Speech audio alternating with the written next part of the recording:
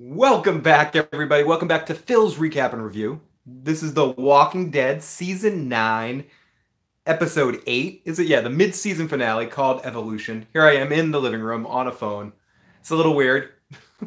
So this might be a little different, or it is going to be different than the normal podcast, but I figured instead of waiting a week and a half to talk about this episode, it's better to come out here like this. Also be one more podcast like this, or one more live stream like this, probably on Wednesday or Thursday for Vikings. But here I am. I'm out here to talk about that episode.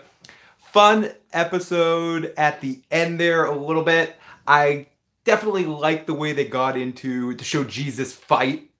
And fight. The way it was filmed was pretty good action. Oh, now I can move around. I have the whole couch to my disposal. This is going to be a ridiculous little while here until I lose my voice because of insanity right now. But wow. Guys, are you okay with what happened to Jesus? No, I'm kidding. Oh, okay. This Walking Dead episode seemed to follow that same pattern for me this season that's happening, where we set something up that's really boring for 40 minutes of this episode. I was falling asleep. I was struggling to pay attention, to give a shit what's happening. And then I thought the bit that we had at the end there, with all the action piece that went with it, which ultimately led to Jesus' death, was relatively filmed pretty well. The fog, I saw someone say in the chat before, do we really need to film in fog? Do you know why they needed to film in fog? Because they wanted to make it look cooler than it was. And I thought it was a cool little silly setup there, and I thought that was mildly entertaining on that end. And I also generally liked everything with our Strike Force team, with Aaron and Jesus and Daryl all on their own going off around there. And I enjoyed the Carol stuff that we had in their episode. The adventures of Henry, I mean, I wish we had Joe on tonight to talk about that, but the Henry situation, I guess, was interesting because we got a little bit of real life kind of situation with the dumbasses that were pissing on the zombie, having fun in that context. That was a good moment, but Henry continues to be one of the dumbest dumbasses in the world. But I'm not alone. I may be alone with me. That's right, I got... Oh, wait, watch, the camera's about to fall. I've got with me Betty the cat. Hey, Betty, how are you? What'd you think of this episode? Oh, Betty's asleep. That's what Betty thought of this episode. But no, I have with me, of course, the live motherfucking chat. Let's see what the live motherfucking chat thought about this episode. Santovia Major says, I feel cheated. Jesus did all that badass ninja stuff, and all Beta did was duck. I actually thought that was filmed relatively funny and decent enough, because you kept expecting something to happen with Jesus, even if you didn't read a spoiler, or even if, I don't know, if the people that saw a lot of this in the comics, I saw someone put a comment in there that said, it's hard to feel for this because you kind of knew the beats that were coming. Having not read this section of the graphic novel, I didn't know what was coming, and I knew what the fuck was coming.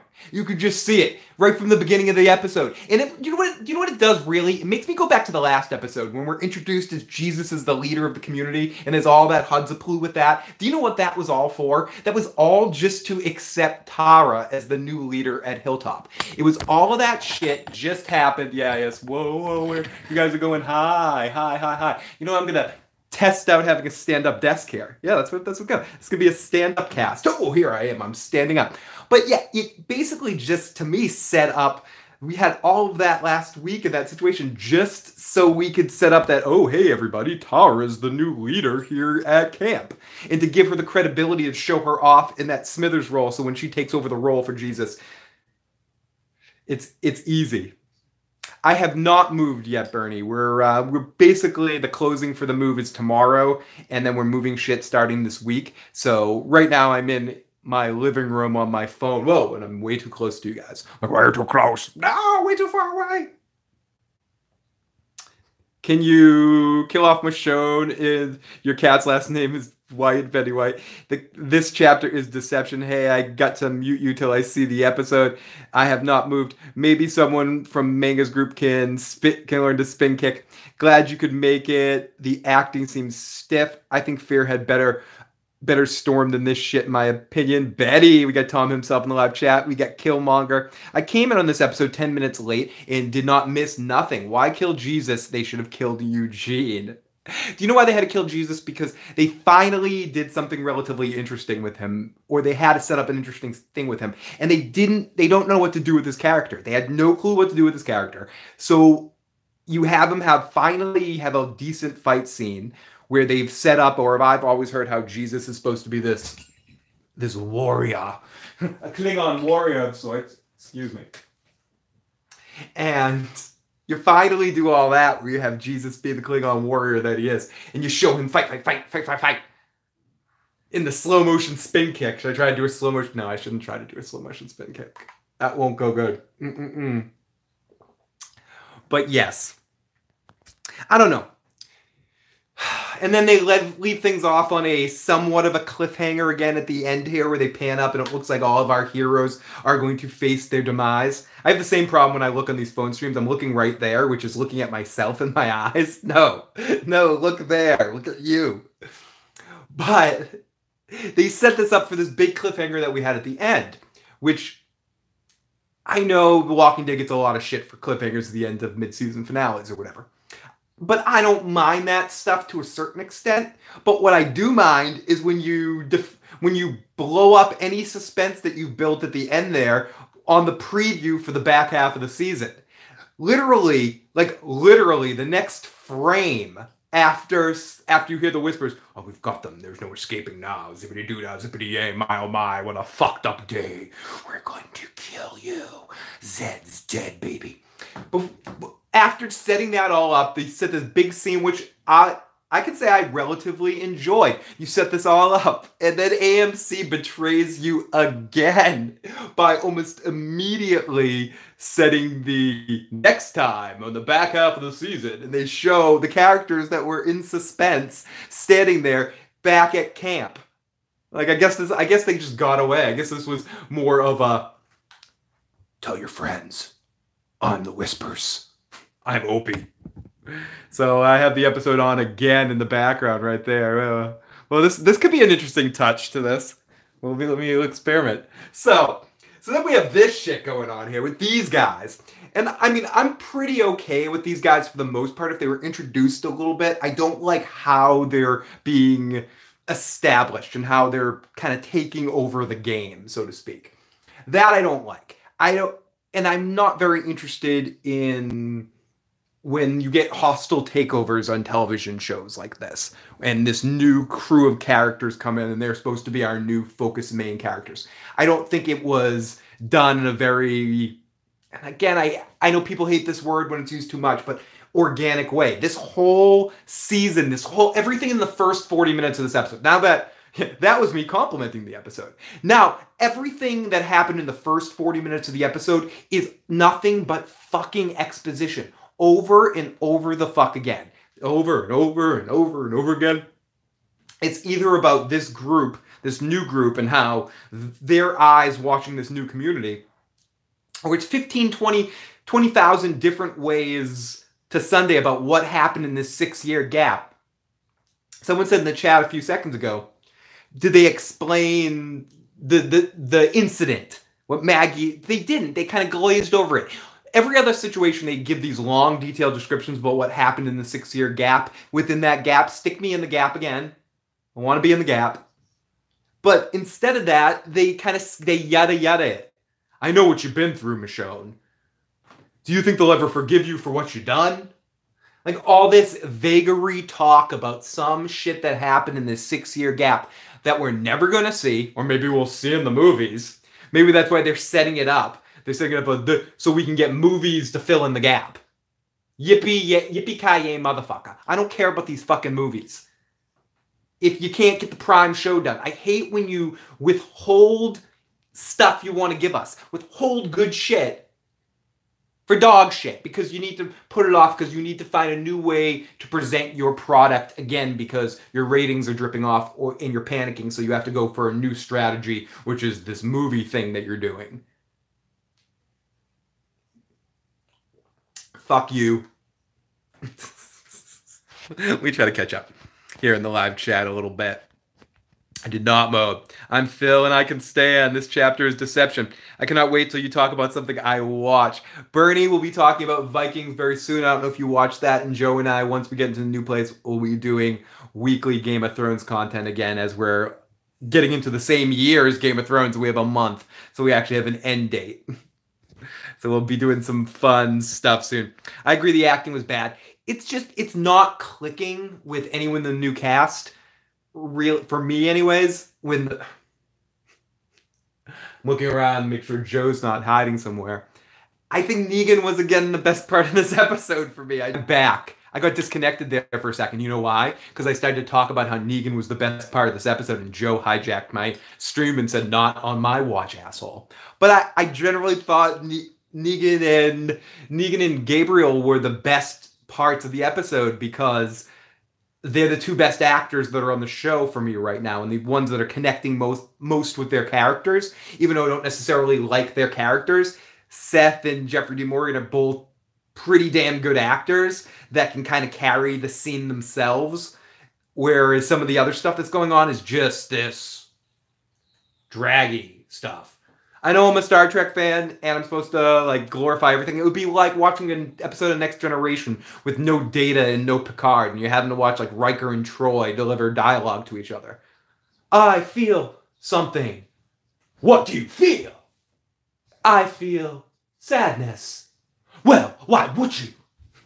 It's stupid. Negan in Tekken 7 whistles the same song. We got Lindsay in the live motherfucking chat. Jeffrey Dean Morgan is the next Rick. We saw it in this episode and saw it several times as Negan's gonna save the day in a very important way. And I love how they can't even be bothered with how he escapes or anything. It's just someone left the gate unlocked, and I know we probably will find who left the gate unlocked, but I really do think it was the showrunner being like, you know, we're really boring here. We need someone to spice things up. Because someone unlocked Negan's cage. Callie in the live motherfucking chat. Great to see you, buddy. We have to tell Opie Halloween's over to take off his mask. Hey, JDM is always great. Did you watch the show? But I wouldn't miss the issues. I didn't watch the show, but I wouldn't miss the issues podcast. Well, it's more of like a silly, ridiculous me talking to the camera, running in circles. I guess I should upload this as a podcast too. Sorry for the bad audio quality, and sorry for the unusual broadcast. We'll be back to our normal-ish, however normal we are on this by the third episode of Vikings of this season. The next couple of weeks are going to be crazy. Not to mention, I don't even want to put it out there in the world, the weirdness that this day took.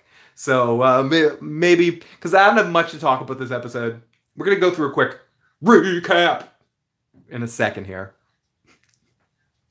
And I guess I could find a way. I'm not sure how to do it, but if you guys do want to call in, please do it. 781-990-8509. Again, that's 781-990-8509. Leave your voicemail. If I can't, or text message. If I can't get to it tonight, we will try to have some sort of podcast, or at least a 5-minute cast, or take some questions from the comments in this videos for Joe Dirty Locks to get his thoughts on the season finale as well. Didn't watch the show. Jesus died. Yes, Jesus died. For all of our awful sins. We got the the world from parts unknown, weighing in at 237 pounds. I don't know how much you weigh, Jeff. I'm just picking a number. 6'7", 237 pounds. I don't know what that would look like, but he's pretty fucking built. Jeff Giordano. Whoa, I probably killed his name.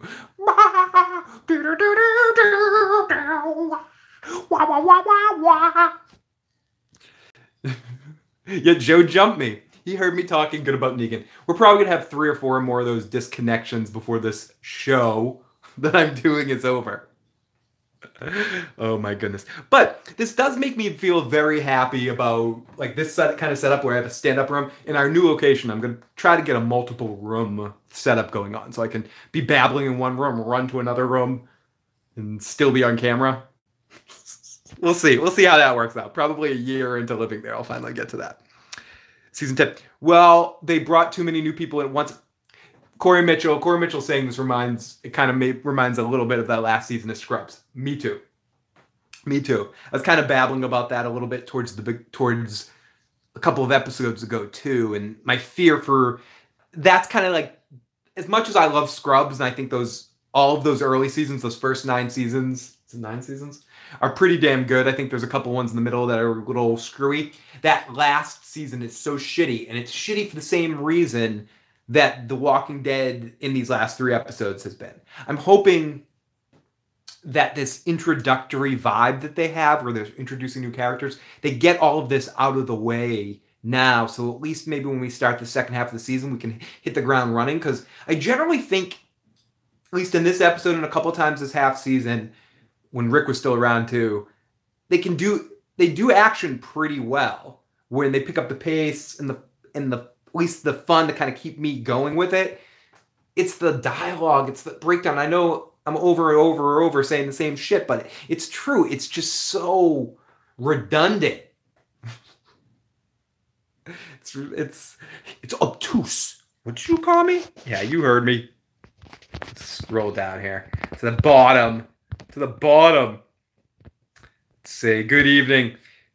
That's fucking motherfucker. Let's go. They killed Jesus, but not Tara, Enid, or Aaron. Come on. What the fuck? We got Lady Wolferton in the live chat. Tim F. Great to see Tim F. in the live chat. Ellie. Lindsay says, I'll never get over how they completely shafted Jesus on this show. He's such a badass in the comics. He deserved better.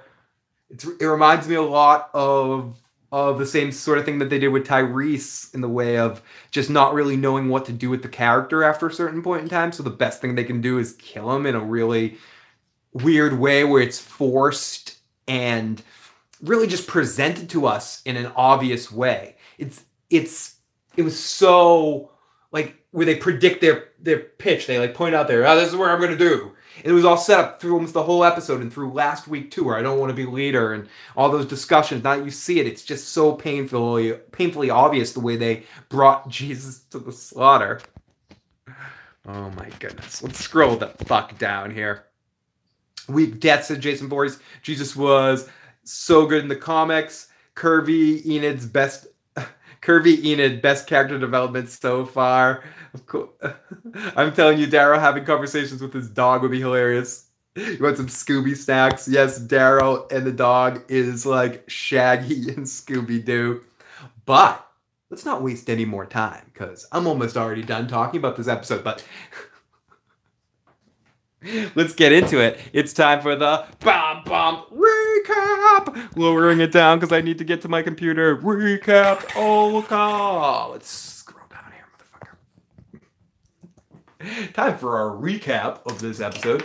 This episode recap is brought to you by Dog. Daryl's dog. Oh my goodness. So here we go. Whatever the recap of this episode is, let's get into this. It's not going to be as good. I like how this time I can play my own background music to the show, but I missed the shut the fuck up joke. And there was one point where someone did say shut the fuck up in this episode, or Daryl, I think, said what the fuck or something, where there was a lot of times where I needed to have a few sound cues tonight. While my computer screen's making me look really ominous. It was a dark and stormy night on The Walking Dead, everybody. Ha ha ha ha ha. Oh, Scooby-Dooby-Doo. Okay, let's go. Callie says, I'm not watching this train wreck of a show anymore. I watch these reviews, though. Haven't watched since Carl's death. That means a lot to me, Callie. Enid is hot, says Jason. Callie gets his recap time. I love how Rick gets a helicopter and Jesus gets, well, shit happened, dude. So let's get into this episode as I look insane with the light. Soon you will be in a new dimension where you can drink my blood. Sorry. And I don't have those little sound cues now, so what am I supposed to drink? Now I have to like pause. I gotta turn on the brightness of my computer because that's really creepy. And I have to use some things to dramatic effect since I don't have sound effects. I'll have to use my computer light. And then Jesus said, oh, I'm stupid. Okay. So, yeah, don't worry. Jesus will be back in a couple days. So, we open up on walkers. It's a good first shot of a herd. We see Jesus and Aaron and Daryl. Have never seen anything like this. We can see some more fun angles and creepy vibe as Dog knows that the storm is coming. Bliss says this show is starting to have a legitimate different feel to it. Legitimate different feel to it than the previous had. There are some positives, but I'm not sure about the show moving forward.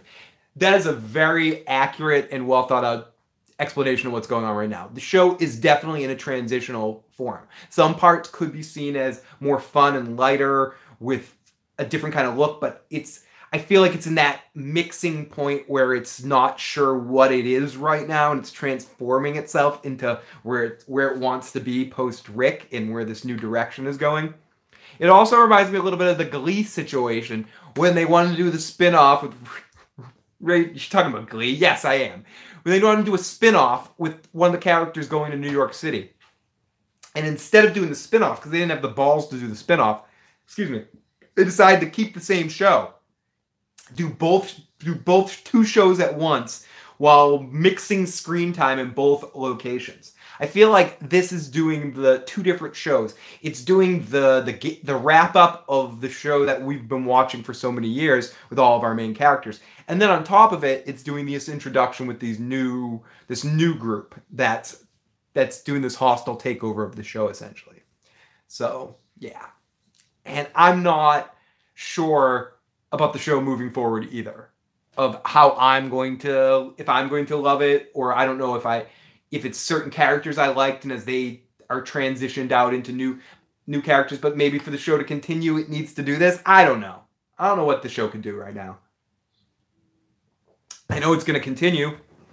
I know we're probably never going to have a time where there isn't Walking Dead something for a long time, and I guess I can hope I can talk shit about that, or I can hope they can finally get something good. But in this main prime series right now, I think we're going to go through some bad times, but I'm hoping that the worst times were these 3 episodes in this transition, and then when we hit the ground running in our new season, it's completely a different feel. But when we see the scenes from the next half of the season, it seems to be hinting that we're going to get just more of the same. We hear interpolitics discussions and vagaries and oh my. Let's continue. It's going to turn into the Negan show. And I guess that's where these 3 episodes may be different than what we get in the future, where I think, at least in the back half of season 9 leading into season 10, and I do think we're going to get a season 10, it's going to be the Negan show. He's going to be our star of our show, especially hardcore pumping out in season 10. The last time I was excited for the show was the Terminus stuff. I agree. Calico says Vikings badly written too over-the-top acting, in my opinion, or laughing my ass off. At times, it definitely has some over-the-top acting, and it does some weird time jumps as well that I'm not too much of a fan of. Phil was there. He worked at Sabaros. It wasn't a Sabaros, it was a Papagino's at the time, Mike. But yes. There were some really awkward moments in this episode mixed with some good concepts, though. I think most of the good concepts came in a certain section of the storyline. In some of the stuff dealing with the herd and dealing with them focusing on strategies and opening up that aspect of it. I think there was some awkward, off-tone shit going on in this episode, though, too. And I don't mind that as the show figures out what it is. But in a mid-season finale, I think you should be balls to the wall if you're going to set it up in this way that you always have to have these mid-season finales and hype them up. I think you need to bring your best game here. And I think the way that this whole half a season was imagined, partially maybe Andrew Lincoln threw them for a loop because he was like, I need out now, and I'm only going to do contractually this many episodes and get me the hell out. For whatever reason, I think someone said, would I have rather Rick had that death? No. But I would have rather something have happened, them to set it up to combine both things, maybe. And have Rick, Jesus have died this way, the same way. Even if you're simplifying and saying you're forcing your game that Jesus is going to die this way this season and Rick is going to disappear on that helicopter. So you could do that in one episode in the mid-season finale and just hype it all up and build it all and cater a story that leads up to that point, or in the episode before, and then have a penultimate kind of episode situation. Whatever you want to do, but what I don't think was the best choice in The Walking Dead, it's a series of bad choice after bad choice post post-Terminus or post-getting to Alexandria, or wherever you want to say that moment was. Some people think, or you could focus on the Glenn dumpster thing, or whatever. People want to focus on whatever moment that they stopped giving a crap, or stopped caring, or stopped having the weight of the situation. The structure of this season could have been better. And they've made a lot of poor mistakes. And where they shot themselves in the foot, where potential cool stuff could have happened, but instead it's like, fuck. And I hit my balls. How did Jesus get killed? Jesus was casually ninja fighting zombies and killing them very easily. And one of the zombies was not a zombie, or a lot of them were not a zombie. And one of them ducked at the right time and stabbed him right in the heart. Season 10, Rick comes back, lands the helicopter in a whisper, and goes, "Oh, what I miss, guys." GDM is great, but Negan monologues are boring. Tom himself says, "If I was going to hate every TV show or movie that didn't give me exactly what I wanted, I would just quit watching shit altogether." It's not about giving me what I want, Tom. It's about giving me something that makes sense and is still entertaining. Or it doesn't even make sense. Or I don't even give a shit if it makes sense, Tom. Especially when you're dealing with The Walking Dead. I love how one of my favorite lines of this entire episode is when Eugene was talking about how, oh, the walkers are evolving. And Daryl's like, I don't think that's possible. And someone, I forget who it was that said, it might have been Aaron, said, well, we live in a world where there's zombies walking around. Would this be really far past the imagination? And I love how they rationed that out a little bit. I don't like how we found out as quickly as possible stuff about the Whispers. I guess I don't mind it being out there because everyone's kind of just throwing that information out there for a while because it's, you know, it's in a different medium. So I guess it's one of those like the worst kept secrets. But for the people that were the secret kept of it, it could have been a cool reveal. But Tom, the goal for me in television or in movies is to not get what I expect. It's for me to have it for me anyways, it's for me to have it set in my mind what I think or what I want to happen, but then ultimately get that fucking television cock slapped right across my face and be completely surprised with what I see and shocked. Breaking Bad, Ozarks, Season 2, especially Season 2 of Ozarks, or Season 1 as well. Game of Thrones at its best. Walking Dead early on, moderately. Oz, absolutely. The Sopranos, absolutely.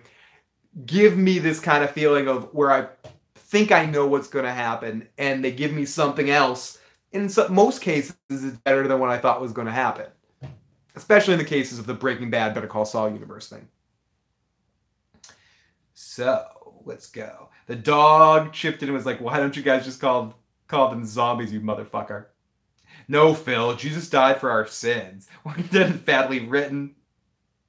Oh my goodness, I love you guys in the live motherfucking chat. The cast of The Walking Dead looks like Starbucks frisbee throws besides Daryl. There's no badasses left as the trigger man. Boardwalk Empire is another example of that. Especially Boardwalk Empire. Ugh. Boardwalk Empire is especially a great example of a show that kept me on my toes through the whole situation, and I never knew what exactly was going to happen. Great example. Most of the HBO shows, True Detective Season 1 is another example. I mean, there's a lot of shows, but I think that's the goal. Phil, I think the point is that you're letting the bad parts bother you more than getting the good parts. I think the point is you're trying to troll me any way possible, and if I said I love this episode, you'd be talking about how much I hated it. I don't think you like this shit either, Tom. I just think you like arguing devil's advocate. I call you out, sir. I call you out on your bullshit, sir.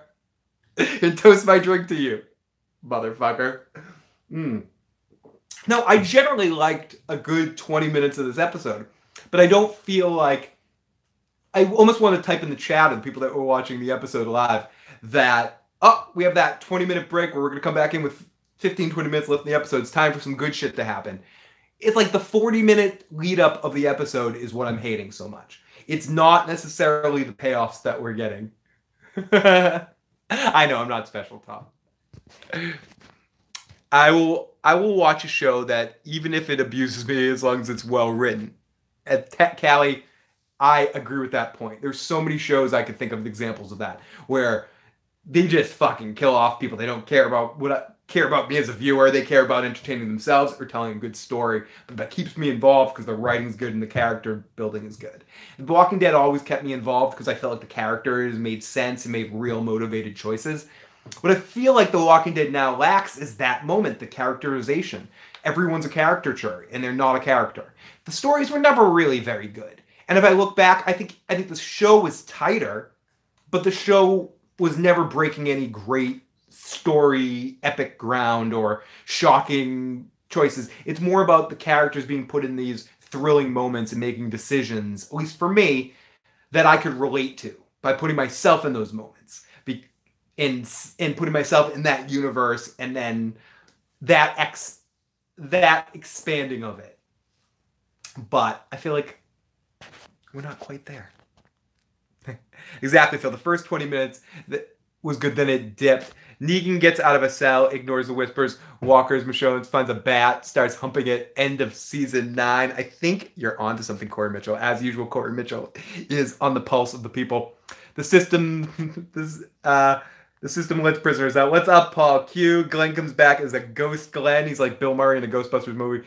Do I watch Z Nation? I've not checked out Z Nation yet. Joe and Katie watch it, and they are both fans of Z Nation. I've heard it's over-the-top amazingness, and probably something I will watch at some point in time. It's on my hopeful binge list. It's something. Mike says, no, they care about the money. Care about good character. I'm laughing for Mike as he's probably laughing at me right now. No, they care about the money. Care about good characters, good writing. Silly fucking idealistic Phil. This is why I watch you, to suddenly make fun of your idealistic nature, you dumbass.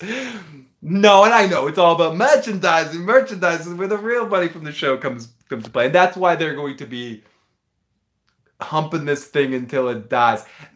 I'm just hoping that, at least in these movies that come out eventually for the Walking Dead property, that similar to what happened with The Simpsons, where The Simpsons show turned into a pile of horse shit. We got that Simpsons movie, which was actually created by a crew of people that still knew how to make those characters a little funny, and I thought The Simpsons movie was actually pretty damn good. Some people might have different mileage with it, but it reminded me, there was an echo of what I loved about early Simpsons there. So I'm hoping maybe with some of these Walking Dead movies we can capture lightning in a bottle and get people that are lively and excited to work on a project and do their checks and balances and pick stories and write maybe unique stories that are outside of the comic lines completely. And we just have these one-off stories that are written by people that are inspired to write something, not just regurgitate it to print money as quickly as humanly fucking possible. You know, just asking. He'll come back because it's all a dream and inside a snow globe or some shit. So we're going to have to wait to see February to see Michonne and company escape from the Whisper Fog. Okay. No, Catagate, they already ruined it, because if you watch the previews for the next situation, they already showed Michonne and the new crew back home. So everyone makes it out scot-free. It's probably just a warning. Guys, stay out of this part of the woods. This is Whisper's territory. Some shit like that. What is up, Adrian? Callie. Yes, characters are doing things that don't even make damn sense. Carl grew up in this damn apocalypse. He's seen cannibals, rapists, yet he's rushing to help a stranger. Guys, I had some post-traumatic stress disorder from the cemetery. Wow, I can't talk tonight. It's weird not talking. Can I go like this to pretend I have a microphone in my face? Because it's really weird not gripping onto something and sitting down. It's strange doing this show like this. Many times I talk to my phone, and I've done these like walkie-talkie phony streams, but it's usually stream of consciousness. It's weird doing an actual podcast this way, or an actual talking about something relevant that isn't just Babelfest 93. Ghost Glenn, where is Maggie? For some reason she left the show with little explanation. For some reason Phil has made me a vampire in this ghost vision. I think so. Carl would be more jaded than the adults. Hello. More head bashing until Negan breaks a bat. Hey, great to see Kane Swiss in the live chat. That's a name I do not recognize. Welcome to the live motherfucking chat and this silliness. This is not our usual silliness. Our man, many voices. Yes. Me and my many stupid voices. This is our usual thing, but welcome anyway. Lindsay, I agree. Notice Carol and Michonne are still on pretty good terms. Oh, it was that more about, yeah, what the fuck is all that shit? Let me scroll back here, up in here, because I want to make sure I go back here. Yeah, and it also more non-explanations of what's happened, like the incidents that have happened. We talked about that earlier, but it's just more, are we ever going to find out exactly what happened with Michonne and the X marks the spot situation, or is that just going to be a red herring that hangs out there and we never actually get into that information? Or they're going to waste time next season where we're in a different storyline, or is this connected to the Whisper storyline somehow? All these things and more on next season. Let me scroll the fuck down. The new Avengers whistles, the whistles intensify. Here we go. Thank you. But no, thank you so much, Kane Swiss. We do appreciate it. Lindsay says to Santovia, that scene between Michonne and Carol made no sense to me. The conflict between the communities comes off as forced. I don't have much hope the writers will be able to explain it properly. As usual, Lindsay is absolutely fucking right, because that's part of the problem when you do exposition. Which exposition, just talking to say information instead of actually seeing it and going through it. It seems like this 6-year gap, and I want to retread information I said last week, but it seems like this 6-year gap was pretty damn interesting. Way more interesting than the shit we're going on right now. I sure wish they showed us the interesting stuff. David Chase once talked about The Sopranos, about how much time goes on between episodes. He said, sometimes it's a lot of time. But that's the shit that's the gaps where nothing happens. We skip that. Tony just goes to work every day and things are normal. There's no fires, so to speak. You guys, as the audience, see the fires. You see the entertaining shit. You see the stuff that's bad that happens. That's David Chase saying that. I'm paraphrasing, essentially. With The Walking Dead this season, it seems like they gapped us. They gapped us the good stuff. And they went back and now they're showing us the yada yada description, the boring after effects of the fun stuff that happened, where we had some big conflict or something post the Rick death, and with Michonne trying to institute her laws of the land. So unless we're going to do a flashback episode in the back half of the season or next season, which I really don't want, or they're saving it for the movie, which is probably what's happening, that they're going to tell us about these gaps. And hint to this gappity gap. And, and then give it to us in some sort of movie. It reminds me of, it's just stupid. I don't like that. I don't like when shows do that. Save it for the next thing. No, fuck off. Now, the Trigger Man asks, how do you convince someone to join the Whispers? You have to walk marathon super slow, and if someone throws an alarm clock at you, you have to turn around and walk 4 more miles. That's a difficult conversation.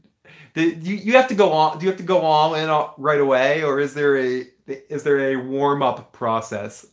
I hope we get into that. I think, generally speaking, having not read this section of the books, the concept of the Whispers is an interesting concept to me.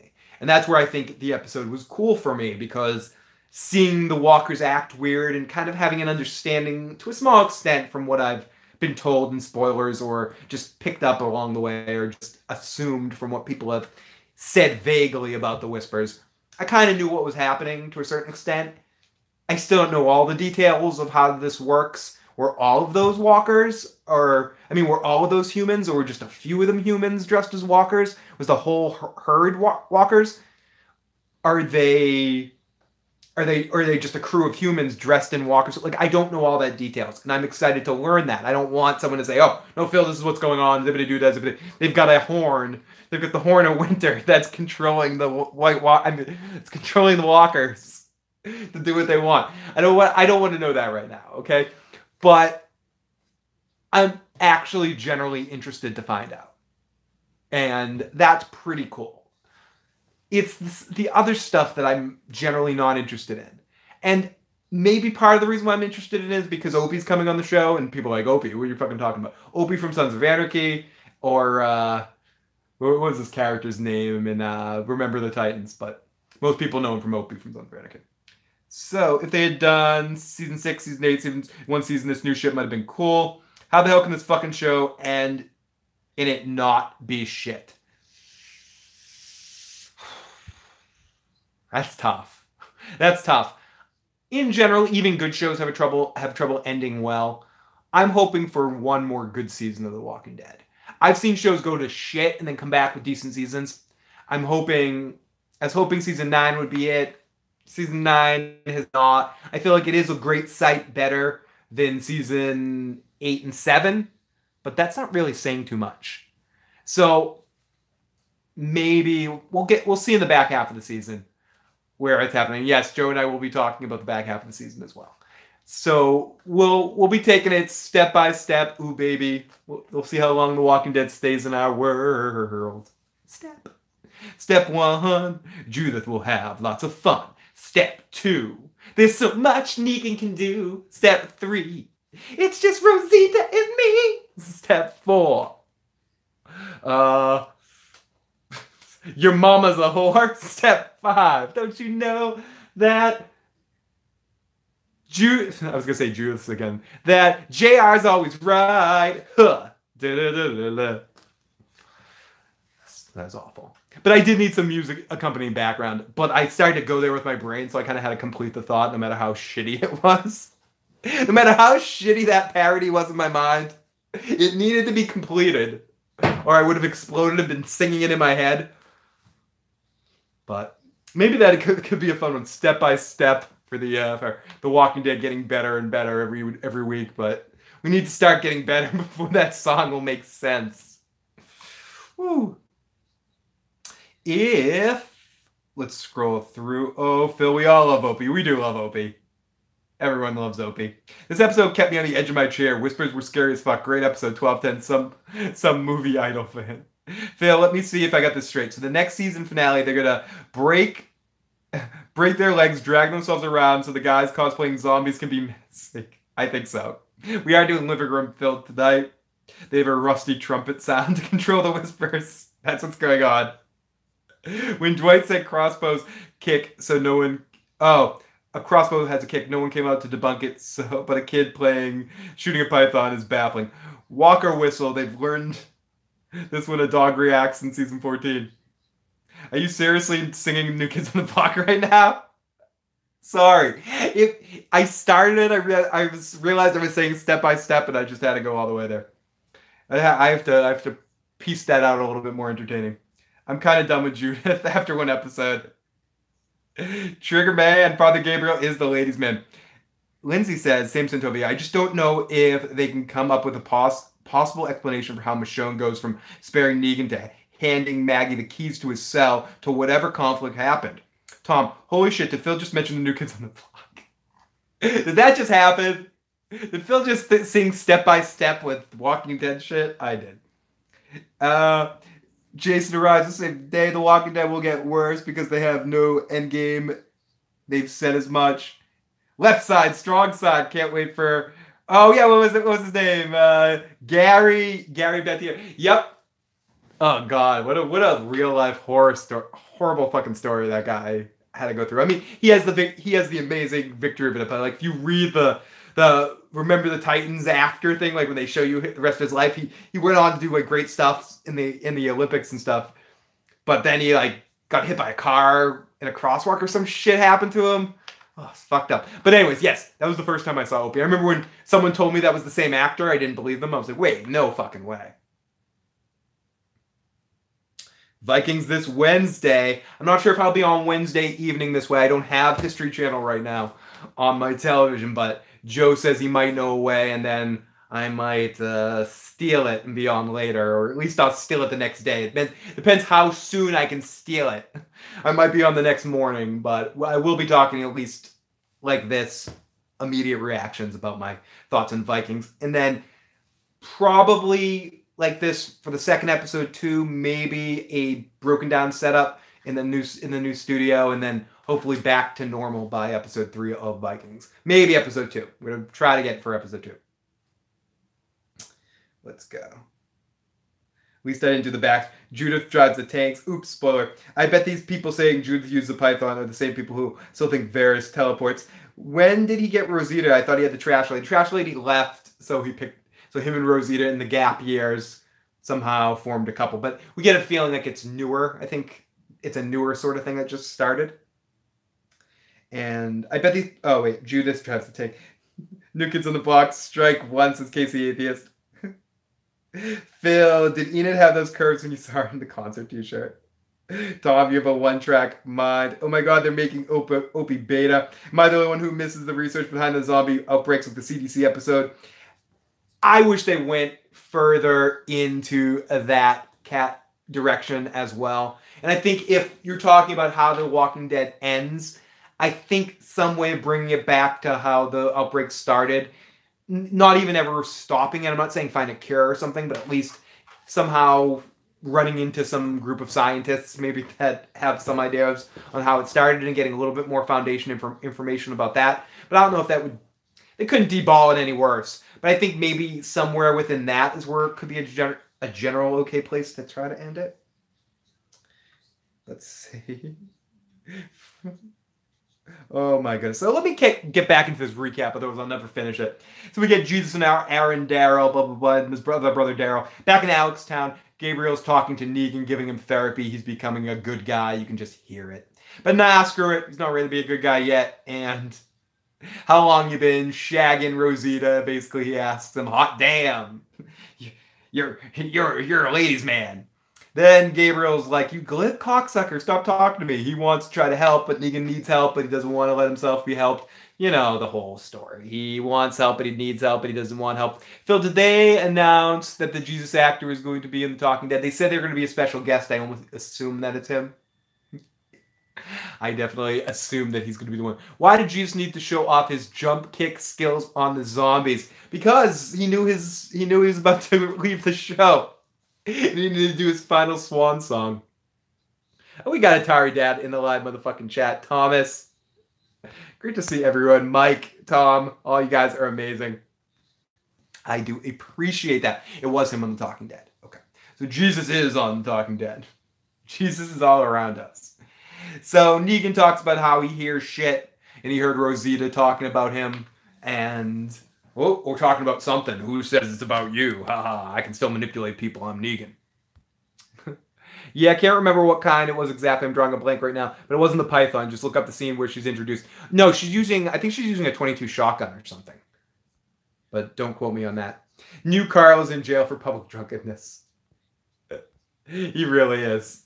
Oh, God, we're blurry. There we go. We're back. So, yeah, Negan talks about some shit. Nana, boo-boo. I love you. Then he throws his ball around and he laughs. Gabriel's like, fuck him. He goes outside and he gets the message from the riders of Rohan. I hate how they're calling people riders and shit. The riders have come from Hilltop.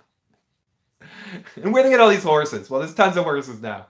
Anyways, Rosita is hurt. So Michonne and Magna's group head to Hilltop and... yeah...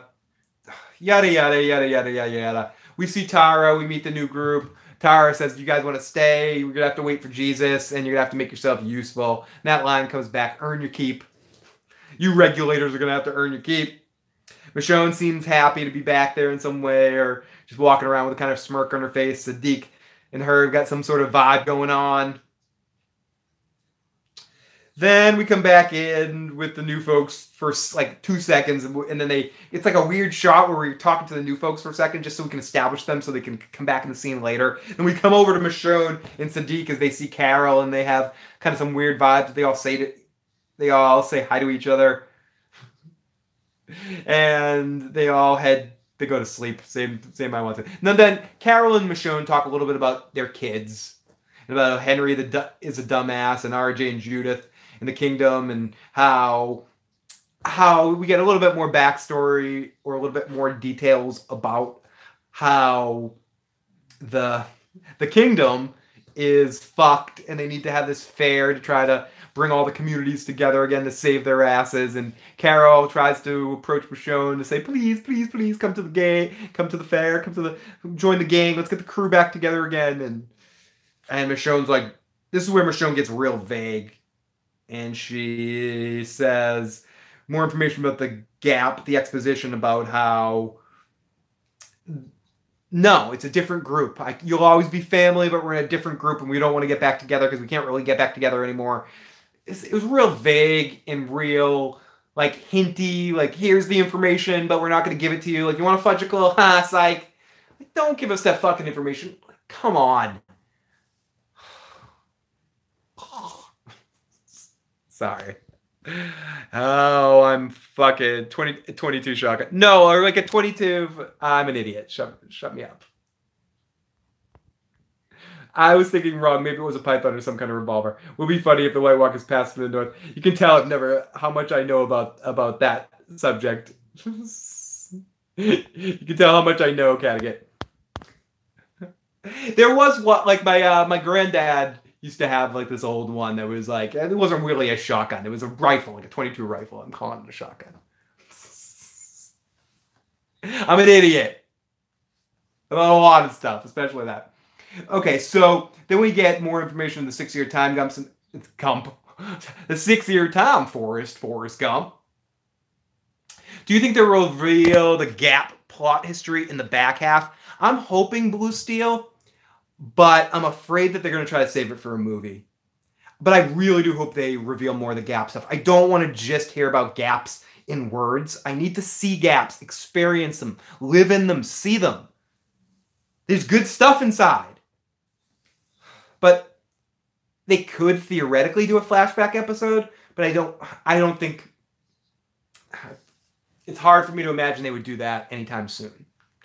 So I'm starting to think that we'll either just keep getting more information and eventually get a monologue where someone explains exactly what happened. But more likely they'll save some of it for a movie, or eventually if those things are a success. But I think they will try to explain it, though. So to answer that question, yes. I think we'll get some sort of explanation. But no, we won't see it. Centovia says, Michonne, will you come back to our party? It's going to be really cool. Come on, join. Get deep in that gap. They need to explain those X's. They will explain the X's. Will the X's be connected to the Whispers, or will the Whispers be a short storyline like some of the other ones were, where they were just half storyline with the Terminus people? And the Whispers will just be a half-a-year storyline, and whatever the X's are something that leads into our next storyline. I do think we're going to get the X's, but hey, Walking David. Get the Walking David in the live motherfucking chat. An older 20-year-old Judith will explain what's the beef between the communities. It will be like a scene in a Ninja Turtle movie where Splinter, for the 19th umpteenth time, explains the Ninja Turtles' origin. Arvin says, this week's episode was amazing. I thought the end part of the episode was very entertaining. I like the introduction of the Whispers. Generally, so far, I've liked how they've been done. I still think the first half of the episode was a little slow and a little bit too exposition-y, but I do think it did generally end pretty well, if I'm being honest. And I don't have Joe here to argue with me. Negan will probably explain the issues between the communities in a very detailed monologue as he hostily takes over the show at the beginning of next season. I'm more of a Lee Dungris, Kosh Posh guy. Oh my goodness. Not much of a Gap person. I love you. You pervs! I'm sorry. We're sorry, Tom. I enjoyed the last 5 minutes and everything that didn't involve Henry. David gives the most succinct review so far of the episode, and he's absolutely true. Wouldn't surprise if the reason why 12 civilizations is partially restored and people have jobs, will they just sidestep and avoid walkers like it's normal everyday life? I would go as far to say I enjoyed the last 10 minutes and everything that didn't involve Henry. The key to that is did not involve Henry. Stop trying to make Henry a thing. Battle Royale. Who wins? Terminus people versus Governor versus Whispers versus Saviors versus Shane. Shane. I think it's trick question. Trick question. If you take Shane out of that conversation. Not that Henry Kidd is bad, but he shouldn't have been the main focus in the mid-season finale. Who won the mid-season finale to give it teenage angst? I think it's more. I agree with what you said there. They shouldn't have given him as much shit to do. I think the actor is all right in the bit part that character should be. When they give him an actual monologue to say, or the drunk monologue, like having to vomit there and talk, playing all those shades of green aren't easy for a well-seasoned actor to play, let alone a kid. In that moment, being hostily taken over as new Carl. So without the foundation of years of getting to know that kid, or at least 3 or 4 episodes of really getting to know him. Henry has a low alcohol tolerance. He's the kind I used to always think, Joe used to take me out drinking a lot. And he'd be like, you're such a lightweight. I buy you 1 beer all night. Blah, blah, blah, blah. Like, why are you complaining, dude? You only have to buy you 1 beer. I want to buy you more. Well, dude, I'm lightweight. I mean, I'm not really light, but... Oh my god, not only is Ollie Jr. annoying, but he found 3 stupidly annoying kids to hang out with. 2. I think I kind of like the girl. Because she generally seemed like a normal person on the show, but the other 2 were just dumb. Maybe that's why I hate them so much. They seemed somewhat almost normal. I can fix the show. Time jump 15 years and only survivors are sexy teens. It turns into... what's that show with the vampires and the werewolves? What am I playing? See, I'm not pretending not to remember it. Twilight. If Joe can take Tim out drinking. They should have ended it when they got to, and killed Glenn at the dumpster, and everyone was so sad. They stars. I love you, Jason Voorhees. Oh, Joe sounds swell. He really is. He's an awesome guy. He's the best. Phil, we do not talk about Twilight. Honestly, I love you guys so much in the live chat. Thank you to everyone checking this out. Sorry, this is not our normal show, and I'm a little on tilt here, being not my normal surroundings, but I really do appreciate it. Phil, I like the chick because of the curly hair. See, everyone likes being represented. That's why I miss my luscious long-haired bearded Jesus. Oh my goodness. How many people would stop watching, and how much badass points would this show recover if Judith got killed by the Whispers? I think that would be really strong. I think and that's where the show loses me. There's a couple of opportunities where they really had to make some bold choices, and they chose really weak decisions. Time skip 10 years, and Frank Darabont shows up in the helicopter and takes the main group away to a better show. But I do like how the Whispers were used in this episode. I like everything to deal with the walkers. I know the fog is a silly set piece, but I thought visually they filmed it pretty well, and I thought there were some cool shots in this episode. But there were also some weird ones where you start off on our new Magna group, and I'm just gonna call her Magna group, and then they have them talking for a second, and then they cross shot where they switch over to and back, where they go over to Michonne and Sadiq talking. Yeah, the Whispers are the best part of this episode. They were menacing. That scene at the end did exactly what it needed to do. Jesus' death was a little bit on a silver platter and a little applauded, but it could have been it was almost like a red shirt kind of death, as easy as it happened. But I did think it was a good sort of shock moment. The walking motherfucking David J in the live chat. It would be a huge shock, but she's got Jon Snow level plot armor. Manga in her 22 shotgun gadget. Phil, would you have liked it if Rick got that death? No. Not exactly. Maybe something like that death if they were going to kill Rick Grimes. But I do think they should have waited to have Rick's death and the Whispers all wrapped up in something together that I can't quite put my finger on. So I don't think this should have been the way Rick goes out. But I generally like the way they chose to have Rick go out, but it would have been cool if maybe that was Whispers that he did that to, and that was an association with right after seeing Jesus get killed or something. I don't know. I'm just spitballing here. Phil, can you break down the sneak peek of the after show? No. I don't know if I have it written down. If I see it here at the end of the episode, I will. I'm not in a position to do favors tonight. Tara should fall in a hole next episode. The Walkers just pile on her, says The Walking David. Blue Steel says Tara is the worst. I love you guys so much. Oh my god. One wears a dog's face. Spoilers. Phil, would you... I mean, maybe. It depends how it was done. I could see a situation where Rick's death was something similar and might have been able to be effectively done.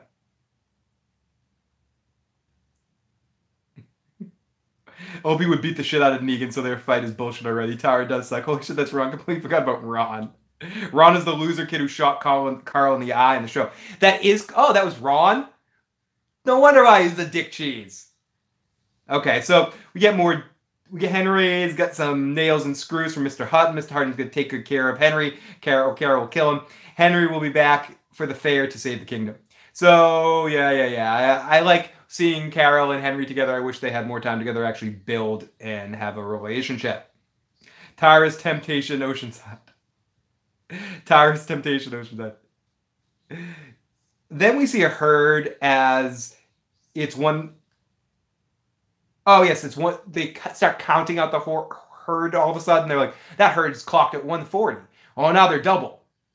And we get a little bit of more talk between this group. And I generally liked everything we got with the Jesus, Daryl, and Aaron group, as Daryl seemed to have robbed a toy store or something. So he has this, like, clown alarm clock, and he has these firecrackers and shit. So he rolls the alarm clock to try to distract the walkers. So then we get Henry, who's picking up fast, and then Enid comes in and starts batting her eyelashes at him a little bit. Hey, Anakin, you sure do look nice. But then we see that Enid is really hooking up with the dudes, with Sutton's kid. And then we get to Negan, who is talking about how Gabriel is picking up his shit. And Gabriel is all pissed off because he found out that Rosita's hurt and he has to stay here with Negan. Someone always has to stay here with Negan. Even though we seem to have other guards around, but someone always has to stay with Negan from our main group, I guess. And so where was I? Yeah, so Negan feels bad, and we see Negan feeling bad. So is Negan going to go save the day here or whatever? So Henry feels stupid, and he meets some kids in the wall that start talking some shit to him, and they remember him as the stick dude. They're worried about him, and Henry's getting used to it. And then they all start hanging out, and they start being like, have you ever been to Oceanside? Dude, I wish I was at like a place with all girls, dude. I want to be a fisherman there, man. And the girl's there too, and she's smiling, and it's back and forth. Yes, the physical conditioning is not top-notch. Eugene is still pudgy, and Aaron and Jesus can jump over horses and wrestle, but can't lift one gate weak bitches. And I love how Carol seemed to be implying in the last episode that Daryl hasn't been eating. And I love Norman Reedus, but Norman Reedus definitely looks like he's been well-fed lately. Yeah. So Michonne and Sadiq watch Rosita say to Michonne, oh yes, Michonne says, I knew coming here people would be angry, but I will mend fences, but only my way. Next episode, Tara slips on a leaf and $1 million baby style snaps her neck in a rock. I'm so hyped about Game of Thrones. Phil, the guy with Enid wasn't Earl Sutton's kid. Oh, it was the former savior. Okay, so it was the pretty boy savior, the one that was singing? The Suttons was Ken. How can I forget about Ken? See, I thought that at the end when he said I was in that very cell right there. I kind of all put together. I think my notes are betraying me right here. But you're right. So the kid that Enid's hooking up with was the savior, right? Was the pretty boy savior. And Sutton is the dude who is in jail, who's rest in peace, Ken. Ken's kid. So worth having Phil read that just to hear it out loud. Oh, Ken. Can we take a moment of silence for Ken? Or so I can take a drink. Argentina. Buenos Aires. Holy shit, we've got someone from Argentina I've never been there, but what I imagine, at least in pictures, one of the most beautiful places on fucking earth. Live from Buenos Aires, we have Mariano. Welcome, buddy. Welcome from the fucking amazing, amazing place that I hope to visit one day. Daryl made the time fly this episode. Tim says, I'm from Argentina. No Maggie, now mean it. I liked when that happened on It's Always Set Up. I love it. Now, the best way for Tara to go is she gets in the middle of a whisper herd. She tries to make a joke and hears them whispering. That wasn't funny, and then she dies from shame. Mariano, okay, good. I did not destroy your name. Perfect. Yes. I won the day because I did not fucking kill your name. Good pronunciation. Yes, I fucking did it. I'm actually really excited, dude, because I kill names. Like, I murder names. I'm trying to say Paul's name. I'm like, Pla Q? I'm like, I'm just going to call you PQ. Is that okay? Blue Steel. Oh, I love you, Blue Steel. Oh, my goodness. I love you guys. And thank you so much for checking out it. No worries, buddy. Perfect context. I speak so English, and I'm from fucking America, so you're doing great. We got Tom himself, who is helping me out phonetically. Thank you, buddy. And let's go. So Michonne says, yeah, I know people coming here will be angry. We get more vagaries about the 6-year time. How many times can I say gap? Focus! How many times can I say gap in one podcast? So we go off to Daryl and the group as they're at a barn, and the dog heads in. He takes a crap, finds a haystack, finds someone hiding under it, and it's Eugene. Eugene is like, we're gonna come back and came on each side and wait for me. Boomhammer. He goes into his whole Boomhauer thing, and he says, we heard them whispering. We heard the walkers whispering to each other. Rosita hid me here, and yada yada yada. Well, make sure if you can call on in or leave a Skype, either Skype me at I Got Issues Man or call on in at 781-990-8509 for next time and leave us a song that I will play on the show. Ronnie Rollins in the live chat. Next week's Johnny Rico says, next week the dog kills everyone because he wants payback for his pals getting eaten by Rick's group. Jason Voorhees says, Tyra takes the whispers to Ocean Size, covers the ladies in Skittles, and gets the whispers to taste the rainbow before she indulges.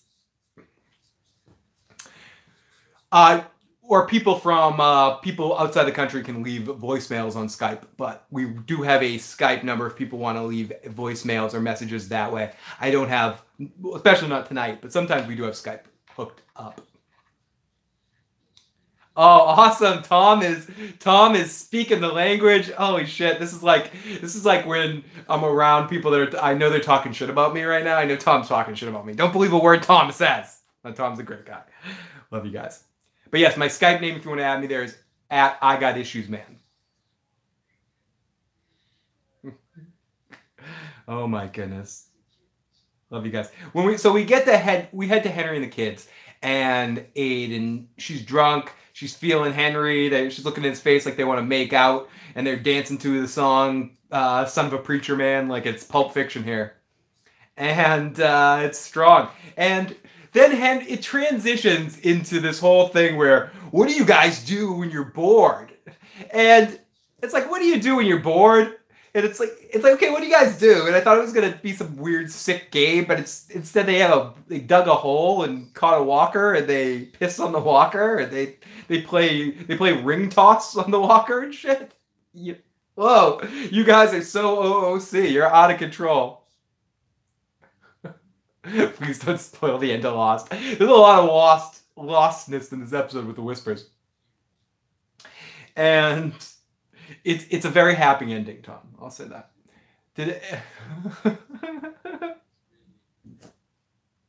Holy shit, we also have Antonio live from Ecuador watching us live right now. Holy shit. Welcome.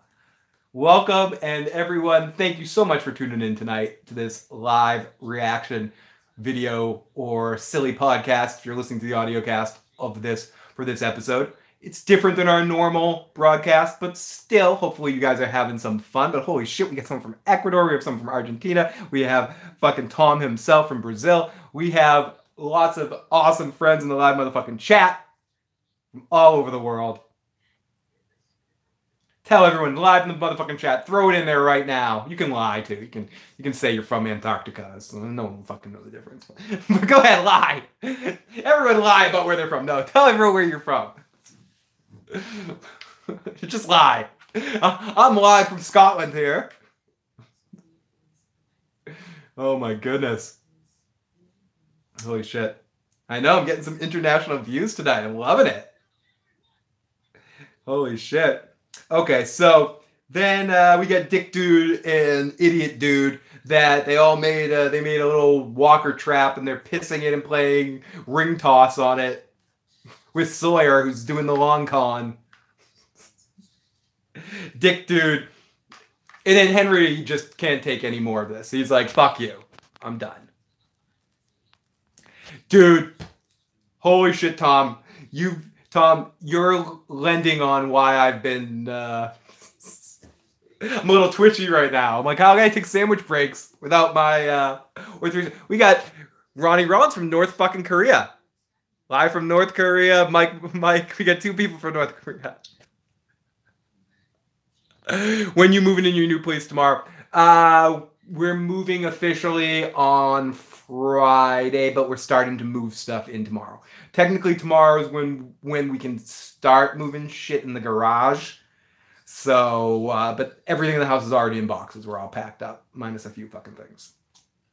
But our first official night sleeping there is Friday night, I believe. Internet getting there on Saturday, I think. Maybe.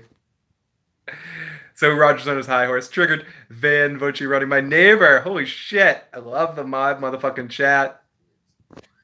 You guys all crack me up. I love you guys. The Walking David has a comment here. He says, have I mentioned how much I hate Walking David? Greenbow, Alabama. Sorry, I said that like in Forrest Gump when he tells Jenny to come home. Phil the P1 guy. Jersey is nice this time of year, Jason. Kill motherfucker. Okay, so Henry jumps in the hole and stabs this guy after he takes a shot of moonshine. Gets all fucked up. So then our strike team is heading back and they talk like... And then we get a lot of talk. This is again more of being told rather than seeing, but I thought it was relatively effective because it's hard to show this unless you did some cool aerial shots from like drone shots or something where you could see the herds zerging around. I kind of wish they would do more of that from the Walking Dead standpoint and really kind of get these big fields of hundreds and thousands of people running and get these aerial drone shots that show the herds moving instead of being told by other characters. The herds are having unusual activity. It's bizarre hearing Tar say, you have to earn your keep, which is the governor's notorious for saying. It always makes me think of the song Regulators and Young Guns. Jesus, for some reason. Okay, so now our strike team is talking about how no walker should act this way. Eugene's freaking out, saying, they're evolving, they're evolving. I kind of talked about the scene before where I kind of liked this, where they mentioned, well, if we're living in a world with zombies, anything's possible. So then Jesus, for some reason, says we need to split up. Daryl says if anyone's splitting up, it's me. I'm staying alone. And him and Doggy stay alone. So Negan's playing catch. He loses his ball out the door. And he notices that, did somebody... Regulators, mount up. He notices that someone left the door open. Ooh. And Negan's out. It's kind of a fun scene, funny moment where he grabs the ball. He's like... And then he walks out there. He says it to his people multiple times and to Tyrese in his death scene. The walkers, who the hell are these people? Dead? So Negan plays catch and Negan escapes. Where is Negan going? To find Lucille. Of course. If he was a prisoner, how did Negan have so much stuff? It's because he's worked to get it. He got a window. He's He's probably, over time, really pushed for more stuff because he's good behavior. What do I think of Negan's escape? I think it's a little obvious, or I wish it was explained a little bit better how he was let out. And I hope it does get explained that someone purposely left the door open. It would have been nice to have maybe someone to see him right afterwards to show that it was someone that actually did something, not just an oversight. Otherwise, it screams to me like when Freddy Krueger's resurrected in Nightmare on Elm Street Part 4. Spoiler alert. Or, yes, in Part 3 they kill him the way that's supposed to finally kill him for the final time. And they pour holy water on him, they burn his bones, whatever the fuck they did to him.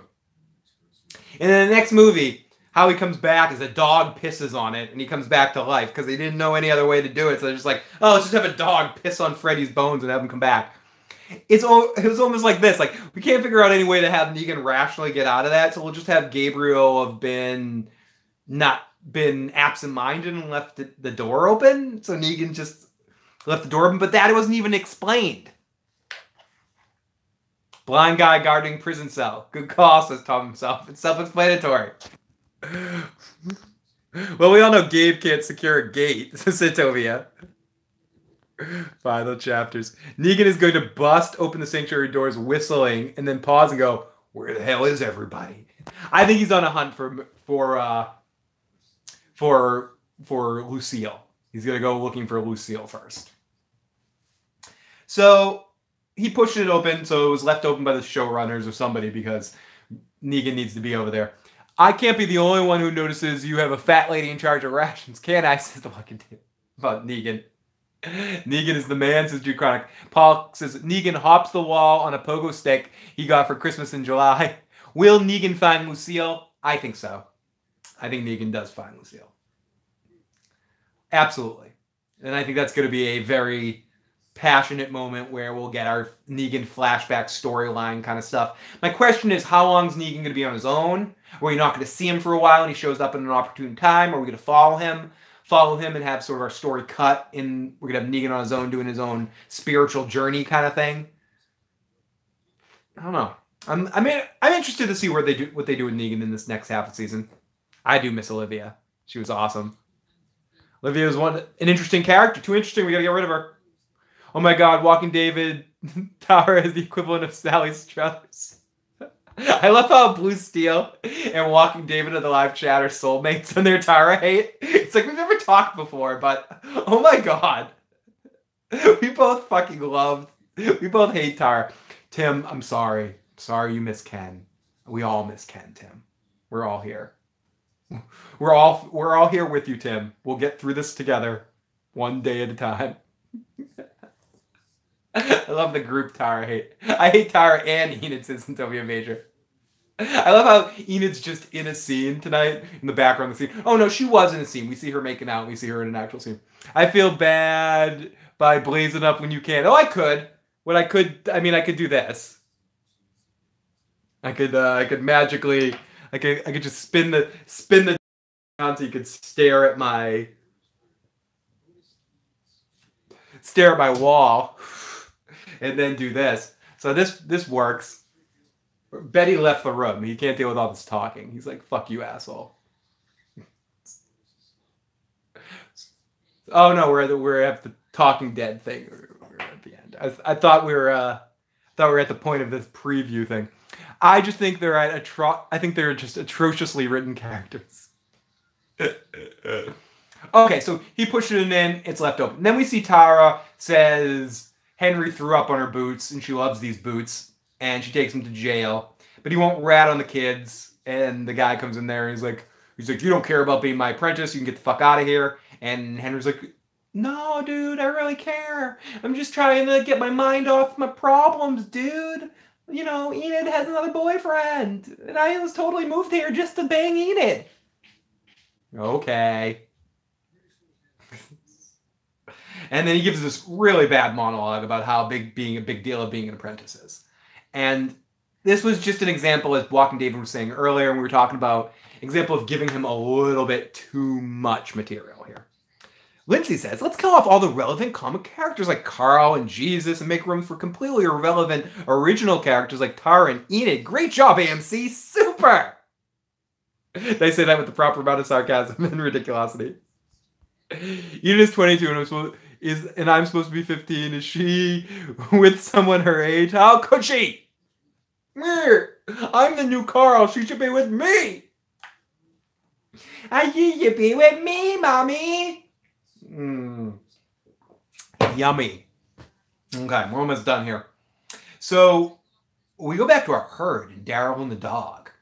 And Daryl's got all these gadgets. He must have robbed the toy stores. He's got firecrackers, and he's distracting them. And they decide not to come after the sound. They keep going on course, and Daryl basically mouths to the camera. Patricia says, "My thoughts exactly, Lindsay." What if Negan meets Beta and Beta had Lucille? That would be interesting.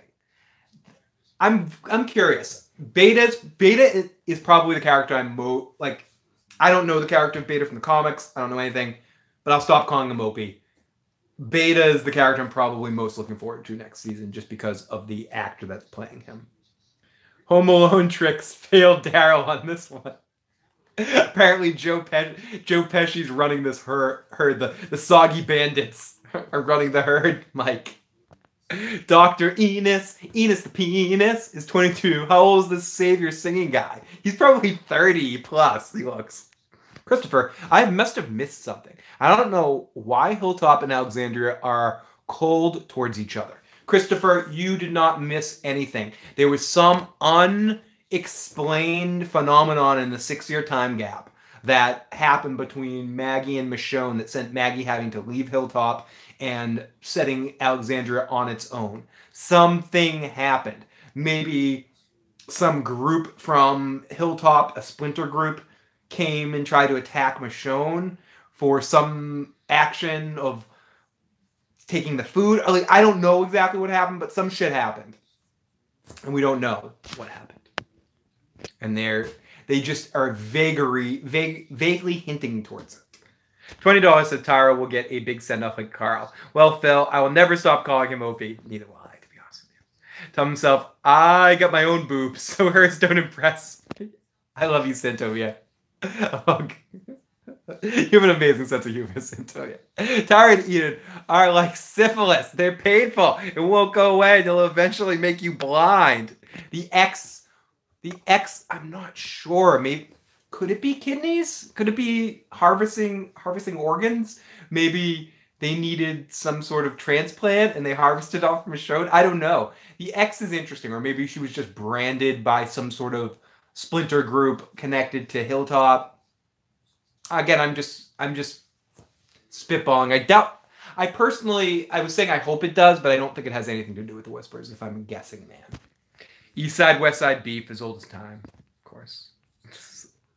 So that's why Gabriel went blind. He banged Enid too. Love you too. They are the Jets and the Sharks. Boy, crazy boys. Get cool, Enid. Enos, penis. Enos the penis. I think I might have the tune for Enos the penis now. It's gonna be to Cool on West Side Story. Enos a penis. Da-dee-da-dee-dee. Enos the penis. Da-dee-da-dee-dee. Is Henry a better actor than Carl? No. I think Channel's better. Maybe. I think the girl that they had, the Look at the Flowers girl, was the best kid actor that they've had in the show so far. Those two girls. I forget their names.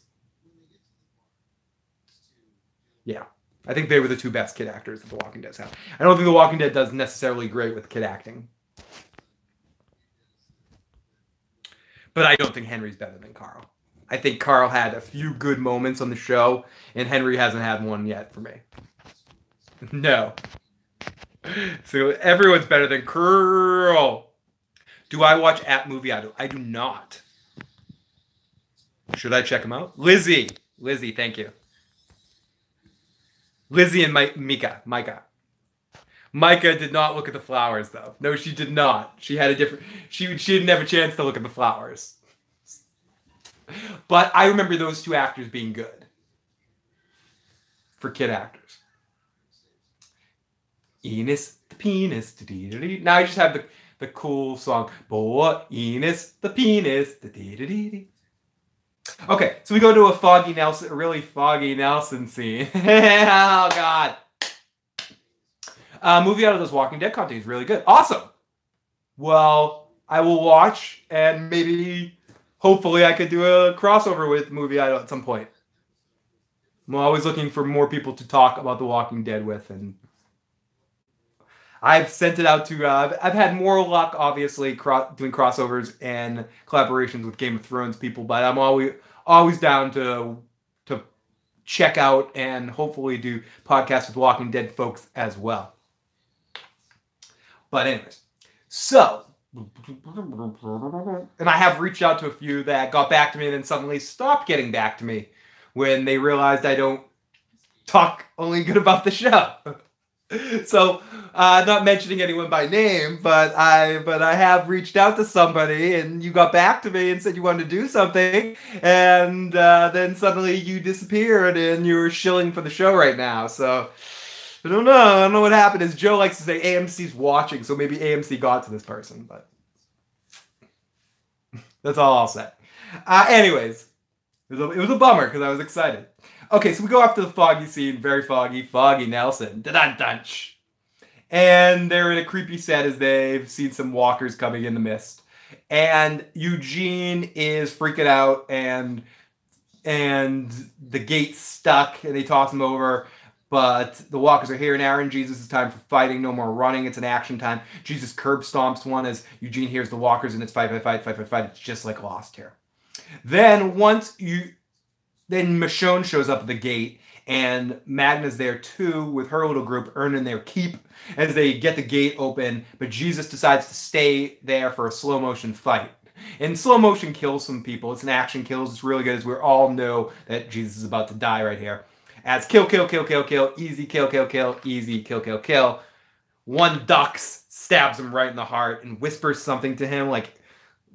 treats him like Dante from Clerks and says, "You're not supposed to be here today." Something that I'd have to rewind it to see exactly what he says, or hear exactly what he said, but it was something like that. AMC is breaking my ankles and fingers, old mafia style over bad reviews. Gee, wonder who Phil is referring to, says Catechit. I love how Phil's lack of Walking Dead community knowledge can't sense Chain Boy's sarcasm with the Movie Idol comment. Oh, what is this is that another shell? Is he someone that's an actual shell? I totally didn't get the sarcasm there. I'm like, oh, I'll actually work with someone. I'm looking for I love to work with other Walking Dead people, but they all shill for the show. Walking Dave is the only other Walking Dead creator that I've bumped into that's like honest about his beliefs about the show, or not lying to himself. And I don't usually talk shit about other people, and I'm not talking shit about anyone specific. I'm just saying, there's a lot of people that are claiming the show's back, and I don't know. Maybe that's how you have a billion people watching you. It's just say, oh, it's fucking awesome! But I can't bullshit. I can say, it fucking sucks! Sucks! Anyways, enough of that. But I do have a complete lack of community knowledge. Shilling for the show sounds kind of familiar. People can infer my who I'm talking about, but how's your cat doing with the move? Doing well right now. He's sitting right there. What's going on? Are you getting ready to move, cat? You excited? You excited to be moving to another place? It's like your 11th place you've lived. Oh no, he's gonna scratch me on my face. Are you gonna scratch my face? No, you're gonna kiss me. Kiss me. Oh. In communist Russia, pussy lick me. Oh, good kitty. So, still a little bit more of this fucking shit. No, I'm blocking the cat. No one wants to see me. But he's doing pretty well. Oh. He is doing pretty well, as I'm going to take another break. And this is Betty the cat. Betty. Say hi to the folks. So Betty's going to finish this episode recap for me. Oh, Betty. We have a cat and a dog, and they get along very, very well. Phil never played my voice messages because he has to do is listen to it before to see if it's family friendly, but he's licking a pussy on camera. That's right, Tom. I am. I'm such a family friendly kind of guy. Oh no! Zoom back out. Zoom back out, you fuck. Oh no! I've lost the phone. Oh no! Everyone, shut the camera. Shut it down now. Shut it down now. Everyone, close your eyes for like 30 seconds. Okay. Okay, we're back. We're back. Crisis averted. Crisis averted. I'm surprised it's the only time that's happened tonight. That cat has more spunk than Tara. Maggie as a grocery clerk in Adam Sandler's next straight-to-DVD film. Tara in the biography, Why I Look at Potato. Don't go to the PT channel. He shadows bands. He's a Cox's cat again. Oh, my goodness.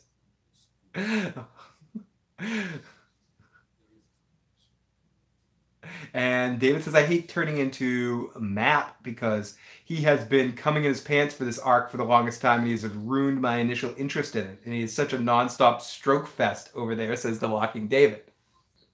So I'm just reading comments. I'm not talking about anyone specific. Anyways. So Phil, you have any good recommendation for hair conditioners? Because mine suck.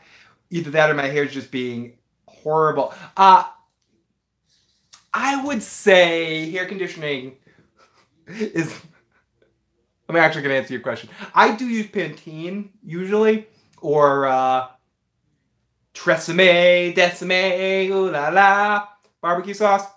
But I find the best method is depends on how long you'll leave it in and like combing it out. Get one of those wet brushes so you can comb it out right in the shower afterwards. Right, or while you're conditioning it and shit too, so you make sure you get to it all, and then comb it all out, and then let it air dry as much as possible to add those curls to it.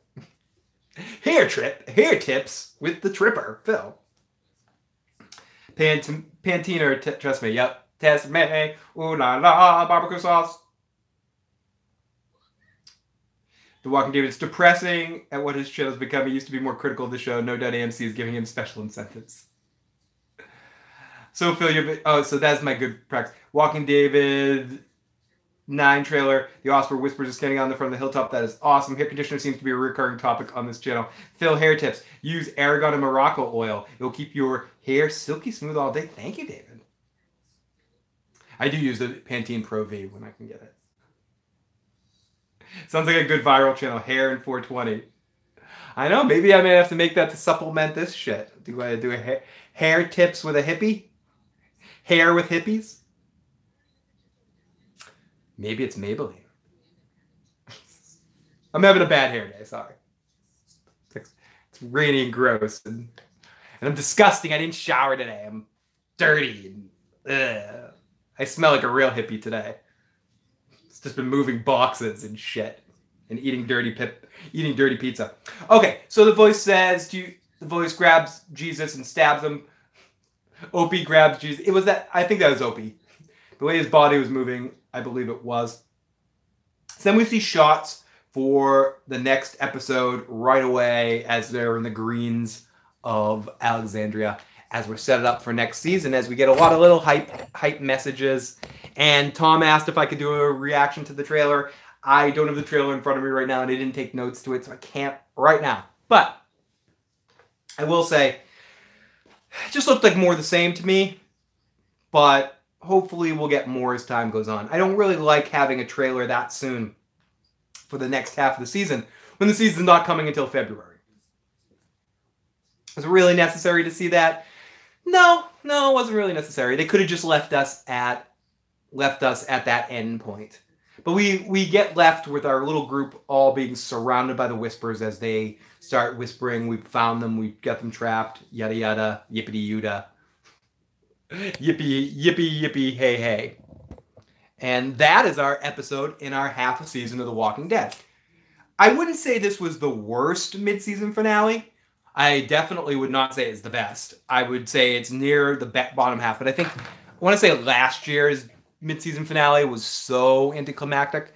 I think part of the problem is they set up these mid-season finales to have to be these conclusive kind of events. And with the way this season was balanced, and with Rick leaving with 3 episodes left in the season, it put them in kind of a weird position.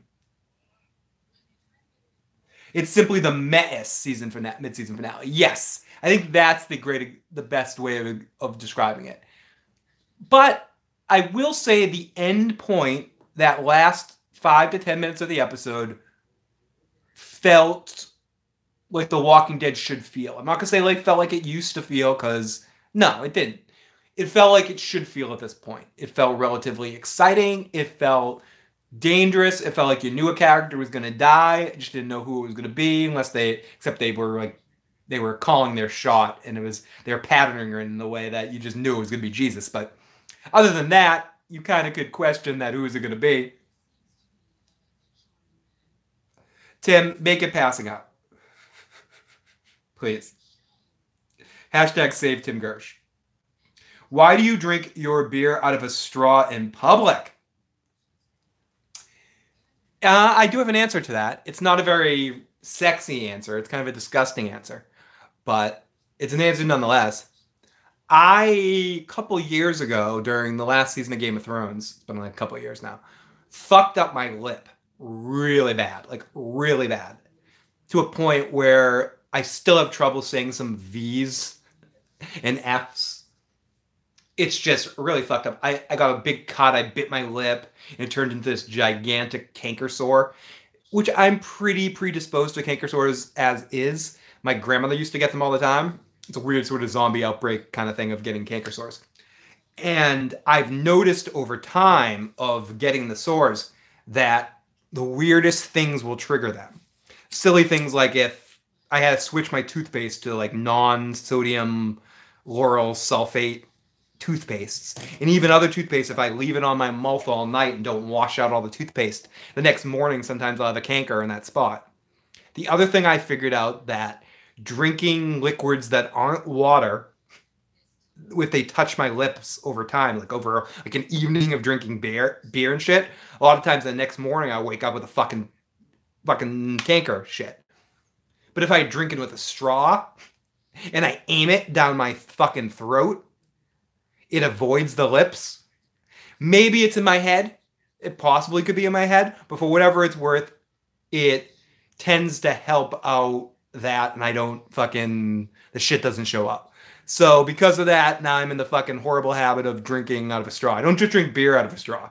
I drink fucking wine or any alcohol I can get. In a bar, I'll do it live in a bar out around people.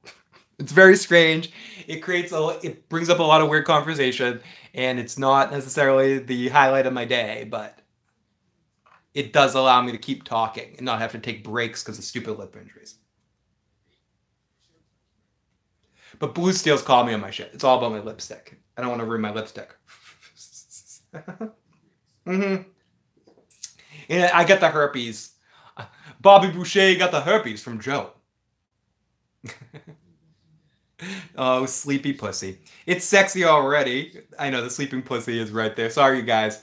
It's that's my technical difficulties line right now. Oh, and by the way, that's the end of The Walking Dead. If you're here just for The Walking Dead discussion, everybody, I am going to stay on live a little longer here and babble a little bit longer. But Walking Dead alone discussion is over with. So here we go. Beer with a straw is a new trend that I'm kind of starting. Poor kitty cat. He doesn't even know he's on camera. Poor little guy. The Whispers are Mexicans trying to get into America, says Arvin. Joe, dirty herpes. Actually, from watching The Walking Dead, that you've got the herpes. I'd love to have you both on a live stream if you're interested in The Walking David and Cattigat. Oh, that would be great. I would watch the hell out of that. Love to see Walking David and Cattigat and Lindsay all talking about the show. I would be in the live motherfucking chat for that one. Show you guys some love, and I would definitely let you share that in the Discord group as well. Blue Steel says, this is all Hogwarts. Hogwarts. Phil doesn't want to ruin the lipstick, as I said before. It makes me so mad because this is supposed to be Carl that goes to the hilltop and becomes a... It's funny, LT. I read that as a Sith. I'm like, he trained at the Sith. David is one of the best guys that David is always down to have some fun. So I will definitely let me know when you guys do that stream so I can watch that shit. And Cadigan is in too. Oh, this is happening. I love it. The episode had season 3 mid-season finale sort of vibe to it. The Whispers have some hot ass breath.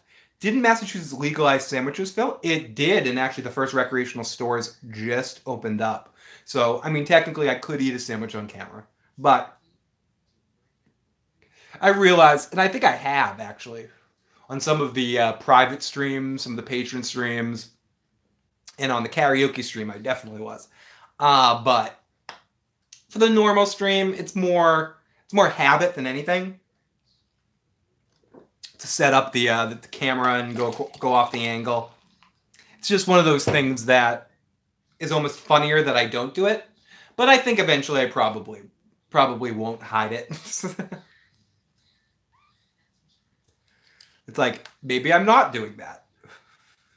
I need access to the Discord group. There is a link in the description box below, or if not, I'm sure Iron Throne, if he's still here, will be, or if they are still here, because no one knows if Iron Throne's a guy or girl,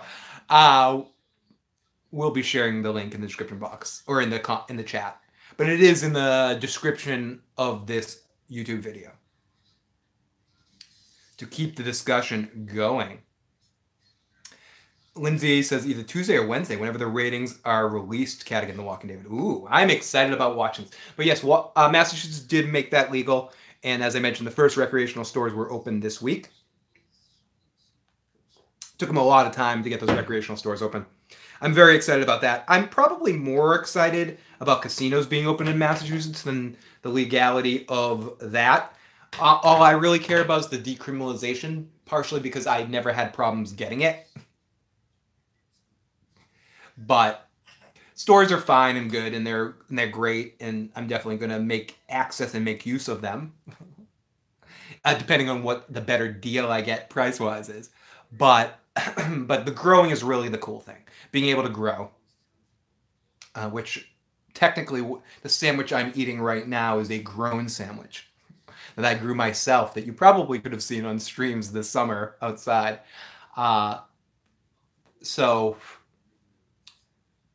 I'm excited about that, but casinos is probably the thing I'm most excited about in Massachusetts, which have been opening recently, and the one very close to us, like very, very close to where Joe and I live, is opening this summer.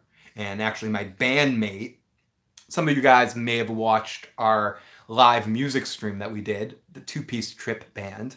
If you didn't watch that, there are still some ways to watch that if you're clever, but it's an unlisted video right now. But my cousin, who's my guitar player in that band, is going to be working as a blackjack dealer at the casino. So I'm going to be hanging out there, and hopefully our band will be playing there a little bit as well. But Joe and I will be doing a lot of live streams from the parking lot of that casino, as we're going to be spending a lot of time there. Excuse me. My grandmother drank through a straw. Stroke. Thank you, Ian, for sharing the Discord group. Let's talk about this on Twitter or something. Don't want. Oh no, you can bogard my chat all you want talking about this information, David. I'd rather you talk about this than talk about if you were talking about like putting together a collage or doing a school project or something. I mean, it's relevant to The Walking Dead, and people that might pop in here might want to check it out. So feel free to chat away about that in the live chat. LT, you're always nothing but positive energy, dude. Lots of love to you, LT. Next time I come out to Vegas, I'm definitely letting you know, so maybe you can meet me at a casino to hang out a little bit and have a drink. Love to toast. Joe and I would love to toast a drink with you, LT. If you can't play the sneak peek, took a couple of screenshots. If you can't play the sneak peek, took a couple of screenshots of the sneak peek. If you want to send me those to my email at igotissuesman@gmail.com, Tom, I will take a look at them.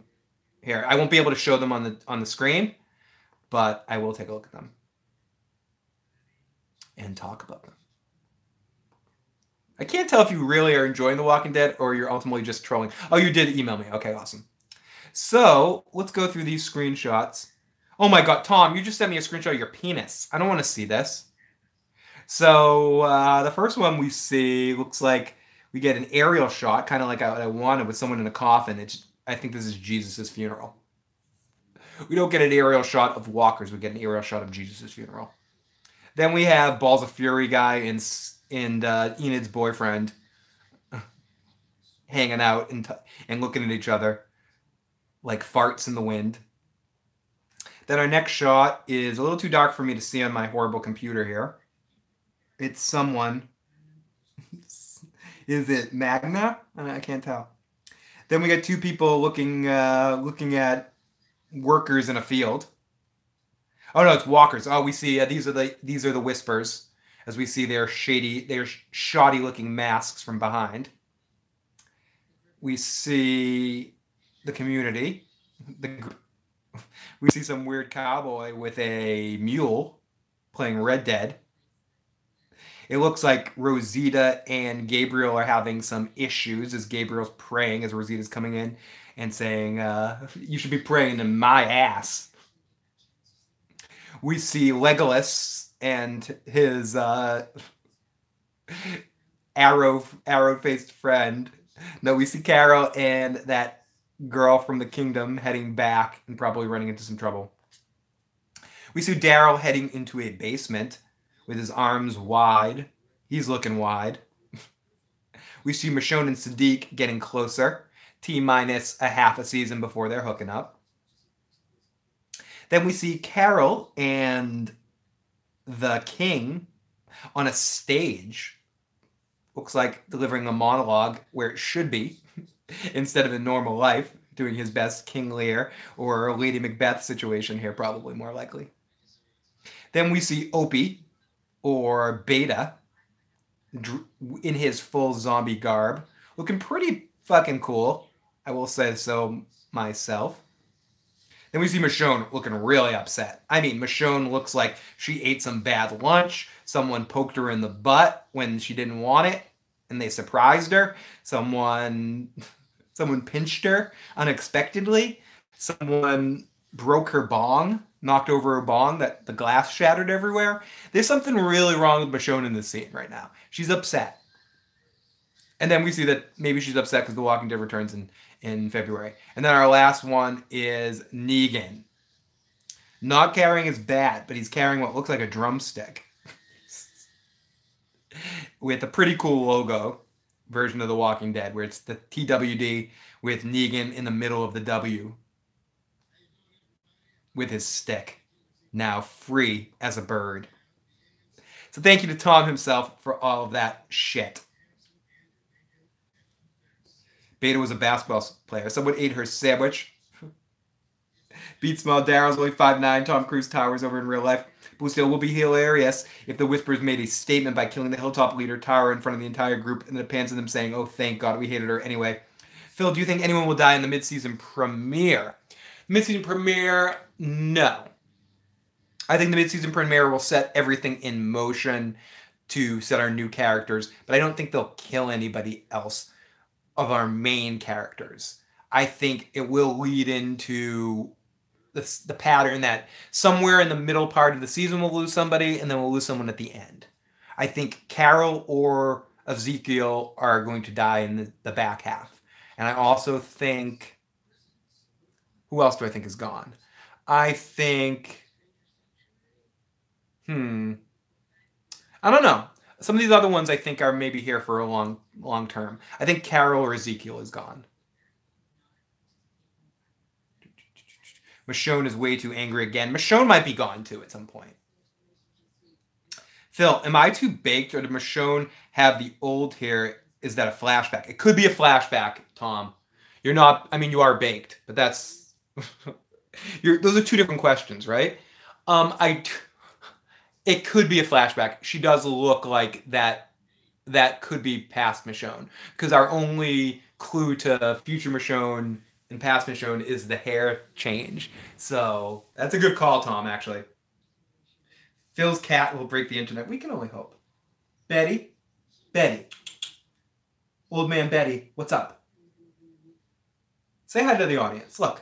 Look. Can you look over here? Can you look right there? Betty's like, no, dude. I'm fucking 19 years old. Leave me the fuck alone, asshole. Just joined the server. Thanks. Oh, awesome. The Whisperers kill Tara and Enid, then turn to the camera and say, you're welcome, then walk away, never to be seen again. Heads are going to roll in the finale, quite literally. In the box, a bunch of people are going to die at once. Hopefully they kill Tara. One-Eyed Gabe, all new people. New Carl, new Judith. I think we might lead there, I think, to a point eventually where the only characters that exist from our original group is Daryl. I do think someone like Aaron might stick around for a while. And like Enid and Tara. I feel like characters like that will stick around for a while because the actors will never command that big of a salary. So at this point, when The Walking Dead's ratings and the budgetary things, what Mike was saying earlier is true. It all comes down to the bottom line. After you lose Andrew Lincoln, it's like, oh, okay, anyone else we can get rid of now. It's about maintaining the show and keep doing it and keeping salaries in a proper spot. Betty the cat. Betty and Lotus get along really, really well too. We do have two other cats as well, George and Tiger, who are Stephanie's two cats, but they don't get along with Betty or Lotus. So unfortunately, we're rehoming them. I do wish a huge amount of people would die at an unexpected time without spoilers being leaked. You had a chance to do that with the first time you killed Glenn with the dumpster situation. To me, I said that was such a bold moment because I didn't see it coming and the character just disappeared. That's why Joe said to me, yeah, he's probably not dead. And I was like, no, The Walking Dead has balls. They killed off a main character. And as much as I love Glenn, killing him off in that dumpster situation, saving that guy Nick, seemed like a poetic death for him and was shocking and out of the blue. Not predictable at all. And then, of course, it was what it was. In The Talking Dead, Tom Paine actually looked cheery and shit. Like he just dodged a bullet being off the show. He's like, thank goodness I'm off the show. Bye, Betty. I know your audience is upset. They have to look at me again. They're like, I don't want to look at your ass. Get back to the cat. But yeah, this will be 1, 2, 3, 4, 5, 6, 7. This will be Betty's 8th place living. So people that were asking how he's going to do with the move, he should do fairly well. I mean, the only problem has to do with he's old, and if the litter box isn't easy for him, he's just like, fuck it, I'll go to the bathroom right here. I'm gonna fuck. He's an old outdoor cat that doesn't even like the fact that he has to even think about using a litter box. He's like, fuck this shit. So welcome literally to Uncle Phil's ketchup couch. The last thing you want after killing a bunch of people and characters is a chance to breathe. The way to really pull people in is to hit them when they're down, to broadside them with mystery, action, intrigue. David's so right, and that's where The Walking Dead can really be in a good point post Rick Grimes. And what Joe, I think, is hoping for when he says that he's hoping the show goes into a good place here. Because if you don't have a main character that you have to be forcibly care about and direct like a lot of attention and time towards, you can kind of do anything with any character at any time.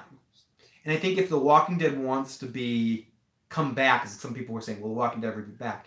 It needs to truly shock an audience. The best gift any art has is surprise. Whether it's a joke, whether it's a dramatic moment in something, or whether it's a horror moment, surprise is the best tool that an actor or a producer or director or whatever has to emotionally affect an audience. That's why this whole spoiler thing, where people are actively seeking out spoilers and reading them and knowing what's going to happen on the show before it actually happens. What I try to actively avoid spoilers to the most part. I don't get douchey about it. Like someone tells me, "Oh, fucking ruin my day." You're fucking whatever. I'll seek them out. Like, it's one of those things like chocolate. Like, I have one piece, I'm just going to eat it all. I have no chill. I have the worst addictive personality in the world. But I guess my point here is, especially with something like Game of Thrones, for instance, that's coming, and the reason why I love Better Call Saul and Breaking Bad so much, because they're constantly shocking me, and not shocking me in a way of like it has to be shocking what I see, shocking me with that surprise. That's what's great about theater, or great again about a joke or stand-up comedian. A joke is so funny when you don't see the punchline coming. It's not when you predictably know a joke is coming. Excuse me. You need to goose the audience. And on a show like The Walking Dead, when you have a built-in situation with a good force of nature type thing like the walkers, you have a good setup to, at any point in time, let nature just take over and create, not necessarily drama, but create emotional reactions to your audience if you do a good job at doing the base thing. And again, it all comes down to theater. I mean, movies aren't theater, but it's all theater in the way of like acting and connecting. All comes down to building character. And if you build character, you spend most of the time on the show really building character, not dialogue exposition. Exposition does not build character. It makes you feel like you're missing something, especially when the exposition is the good stuff and what you're watching is characters talking about the stuff. Exposition works good is when you're leading into a good thing happening, like in Pulp Fiction, for instance. Quentin Tarantino does exposition really well because he makes the dialogue entertaining. Royale with cheese or whatever. You're hearing about this exposition about learning who Vincent Vega is through a story about him traveling over to France. It works because you're leading into the great action point of the scene where eventually, spoiler alert, Jules starts quoting Shakespeare and kills Robbie Krieger. I think that's Robbie Krieger from the Doors movie. No, is it the same actor? Whatever. But exposition, when you're having characters do nothing and walk around do nothing and telling you stories about the shit that happened, it's just boring and stupid. And doesn't make you care about the characters. Walking Dead, you need to go back to the basics. Make us care about these new characters because you've dumb-fucked everything else. You introduce these new characters, create some stories that make us care, and then shock us by making us not expect the floor to be dropped out beneath us. It's just chilling and fucking hanging time. Let's back in the live motherfucking chat. Oh, I love the love going on in the live chat right now. I love how we have a live motherfucking chat where people can be motherfuckers, but we still can show the fucking love. And this is why we get the best chat room in the fucking world. No fucking one too many capital letters there. Let's ban this fucker. Tom has an opinion different than mine. Let's ban him. I'm drunk and stupid right now. Jesus' intro was pretty good, but they didn't know what to do with him. Leaving right after Andrew Lincoln was smart. He was just another one of those characters. I group him almost with Tyrese. Interesting character on paper. They don't know how to dictate him on screen.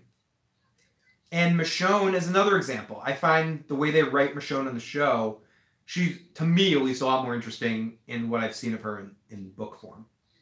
David says, what sucks is there's too much of the fan base who's aware of the source material, so spoiler speculation is far too intense. Breaking Bad, Better Call Saul, it's their own source material. David has a good point.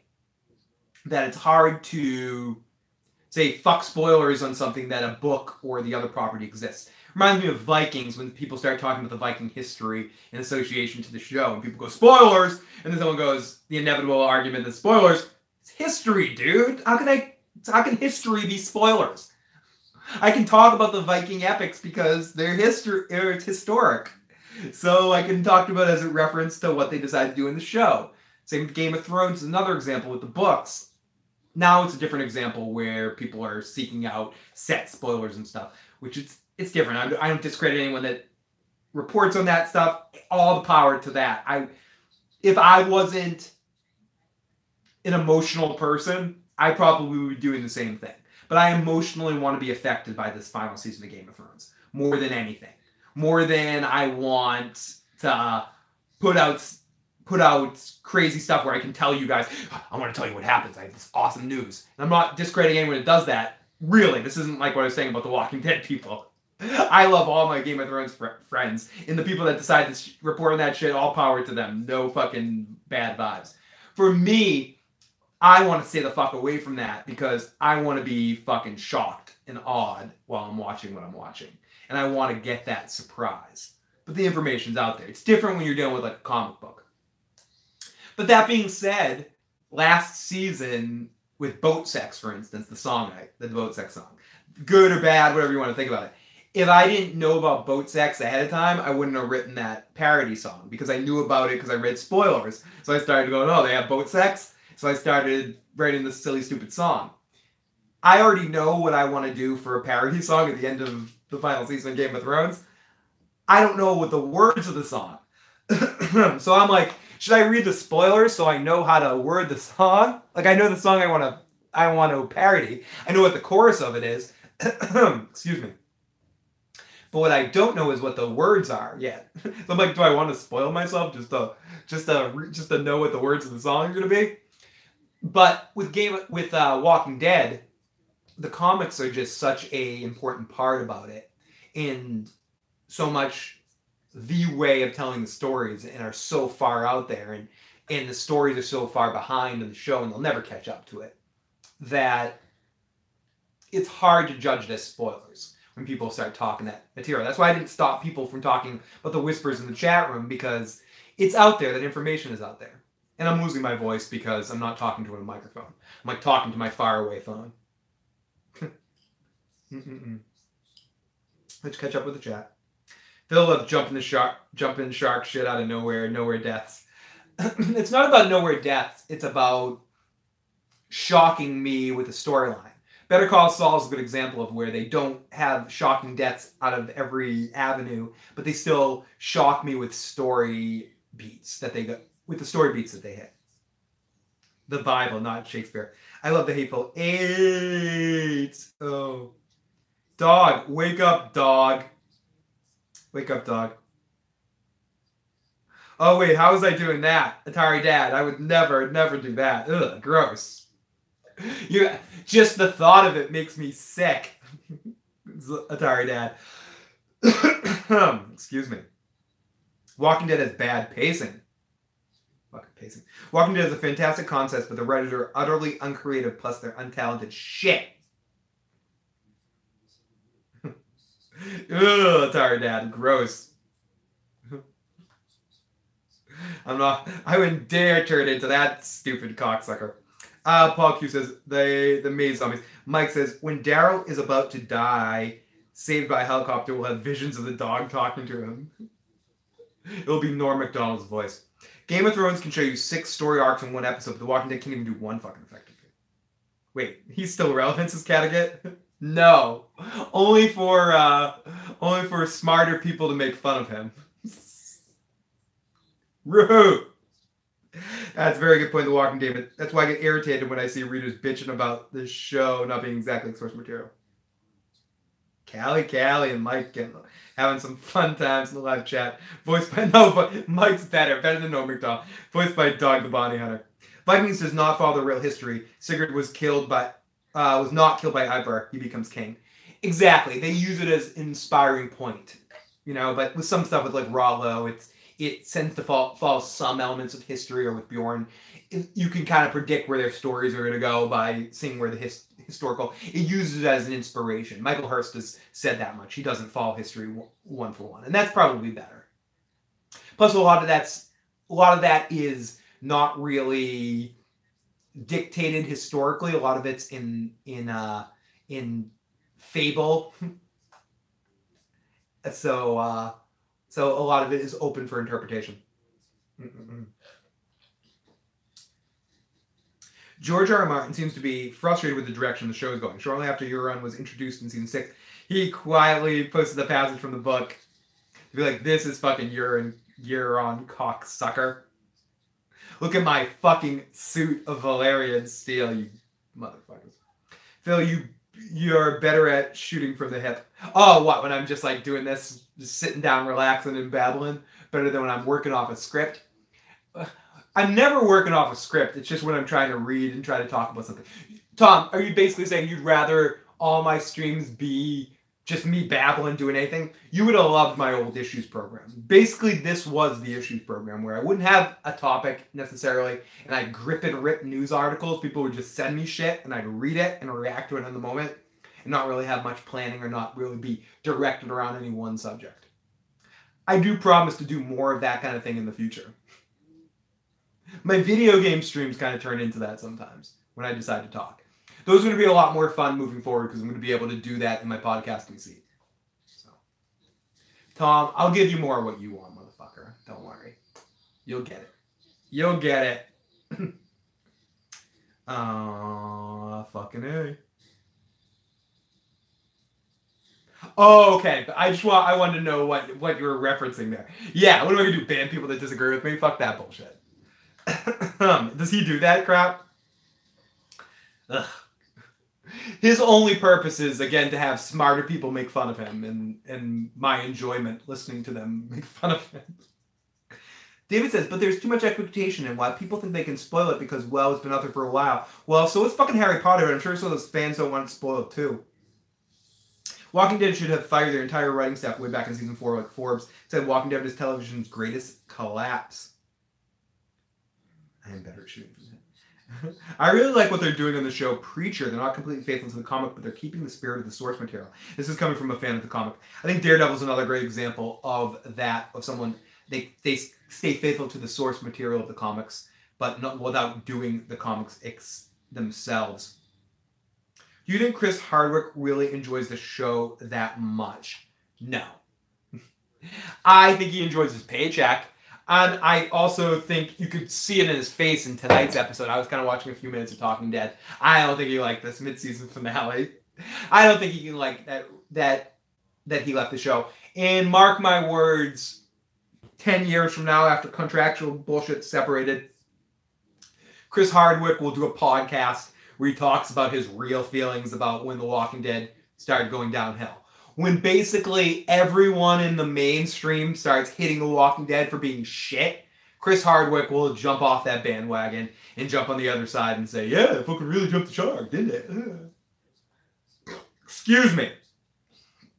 The Walking Dead thought a bottle episode of Tara, all the people, of all people, would be a good idea.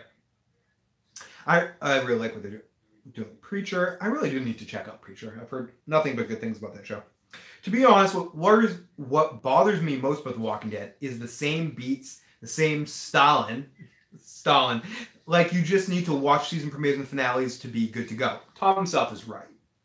Most of the stuff that happens, I'd say this season's a little different because of the Rick Grimes thing, dying in, or not dying in a few episodes ago, but ultimately, Drake, I haven't said a lot of them tonight. You're right about that.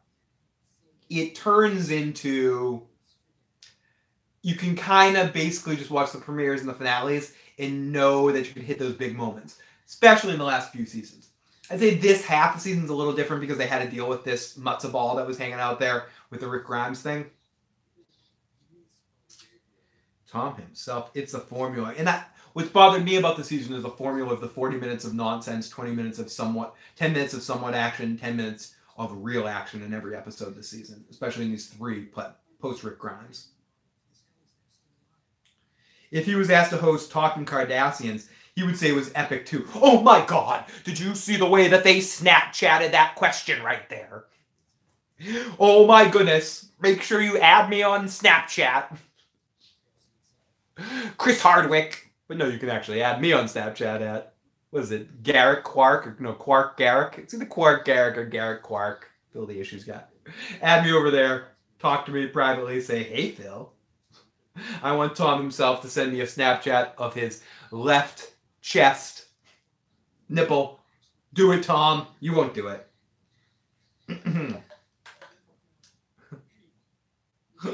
Sorry. Cattigat says, the Forbes guy gets so much shit for the fanboys. We need the Issues Power Glove. If that's in the Issues Power Glove.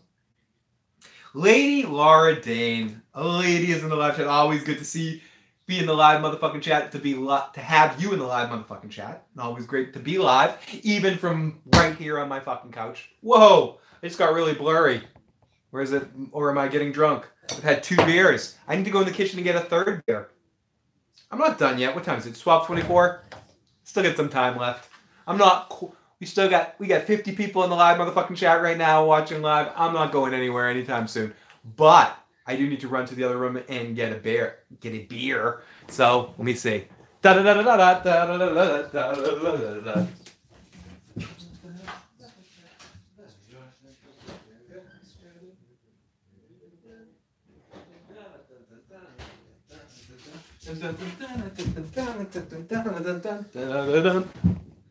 Hi. That's going to be a lot further of a distance coming up soon when we get to the new place. I'm drinking tonight Allagash Saison. Let's see. Let's continue here. Let's pour some more. There's actually a chance, I don't even know if I want to get this and put it into the world, as I said earlier, there's a chance that we may not be moving. Or I may be moving, but we may not be moving into the house that we thought we would. How did you insert the t-shirt into you? Oh. Someone was asking how, someone just asked a question, Megan asked, how did I get the YouTube, like where you can see the t-shirts below the YouTube video? It was an option to test out. It was like, do you want to try out this feature now or wait till later? So we were testing it out now, and you can kind of link your store with your YouTube channel, so you can post instead of showing other ads there, you can show your own stupid ads. So that's why the t-shirt shit's available right below. So we'll constantly be developing that. I'm just going to start taking some of Joe's designs and pictures he draws and just put them on t-shirts, and if anyone wants them, they'll always just be available. And if you don't want them, no big deal, but they're there. I'm so bad with that shit. You can also use, I should be saying this as we're heading into Cyber Monday. If any of you guys are doing any shopping, we have an Amazon link. Doesn't cost you any extra, but if you start your shopping with that link that you can see in the description box of this video, but I think it's Amazon /TheIssuesGuy, whatever it is. You can see it in the description box of the video. Someone can share it if you can link it. I wish I had it tonight, but you start shopping. It doesn't cost you any extra, and then a few pennies, like literally pennies from your sales, gets thrown into a jar and sent to me. Yippee-ki-yay, motherfucker. So, if you can't help in Patreon, can't super chat, can't all that stuff, and you want to help, you're buying shit anyway on Amazon, always start your shopping with our Amazon link, and we get a little bit of a commission there for directing you over there. Doesn't it? So yeah, blah-bitty-blue-bitty-blah-bitty-blah-blah. That shit. Okay, let's catch up in the live motherfucking chat here.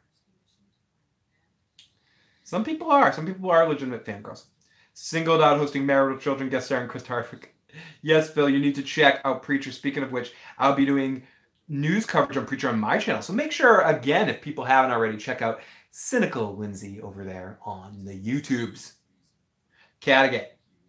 Holy shit. Oh, thank you sharing this t-shirt shop over there. Ben Howard on Oats in the Water. Phil, you ready for Vikings? I am ready for some fucking Vikings. I will probably not be doing the very first episode of the season on the channel because of moving purposes, but I will be catching up by episode 2. I am checking out Twitter live right now, Megan. Hi, Megan. Megan live tweeting or sending me private messages on Twitter right now. Hi, Megan, my fellow Deep Space Nine fanatic. I forgot to piss in a bottle tonight. Devin's been trying to get that feature work. He hasn't been able to figure it out. Devin, if you watch this, message me privately, and I can explain you how to do it if it ends up working for you as well. But yeah, if you happen to watch this, Devin, let me know, message me privately. But ultimately, I'm back. What you need to do is opt in for the test of the new dashboard thing, and then it's one of the selections on the dashboard. But I don't know, maybe they just send it out like, you want to try out new features? Maybe I just got randomly selected in the fucking bin to try out one of the new features first. Lots of love to some... So this episode was a very, very little side butthole in this video. I missed the side butthole. Okay, yes, the music in season 4 was awesome. Up the Wolves and Mountain Goats. I wish I could stick around, but I've got to be up early in the morning. Good night, Phil. Good night, Lindsay. I'm actually going to be on for a little while longer anyway, but Lindsay, have a good night. And thank you, Iron Throne, for sharing the t-shirt link. Phil, how do you lose a fight to a tree? Has someone been watching my Red Dead streams? Oh my god, hitting my fucking face. Phil's Alpha Male plus Vitality Players Brune Broth available as well. You can buy that. Yes, you can definitely buy my little blue pills. Someone been watching my Red Dead streams running into a fucking tree. What else have I been watching? I've been rewatching a lot of shit. I've been rewatching Mad Men just because I need some shit on the background while I'm doing work around the house, like packing. So I haven't been able to pay attention to new shit. So I've been just kind of like putting on shows that I've watched in the past. And what else have I been watching new?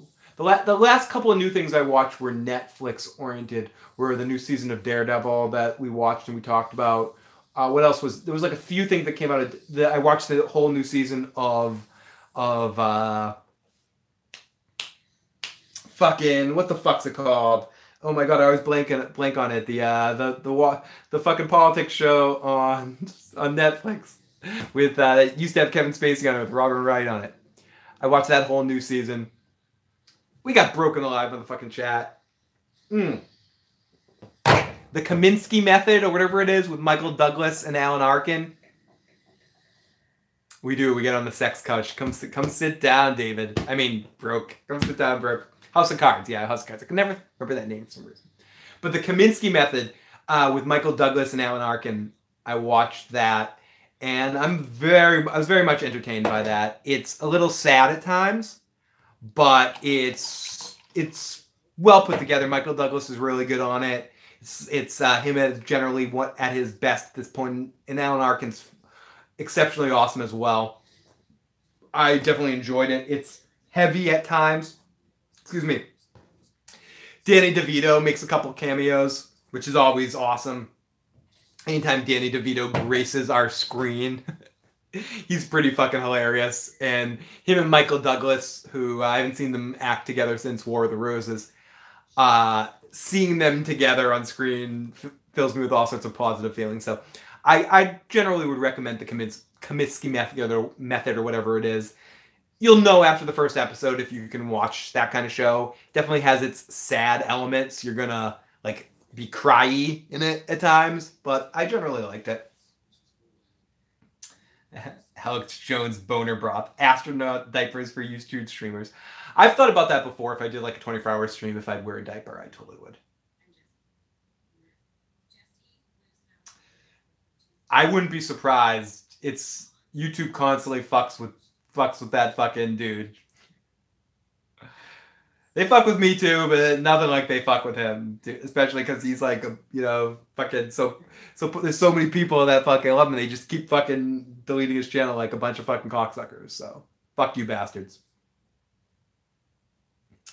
Makes me sick. On Phil's sex couch. Ask me any sexy questions on my sex couch.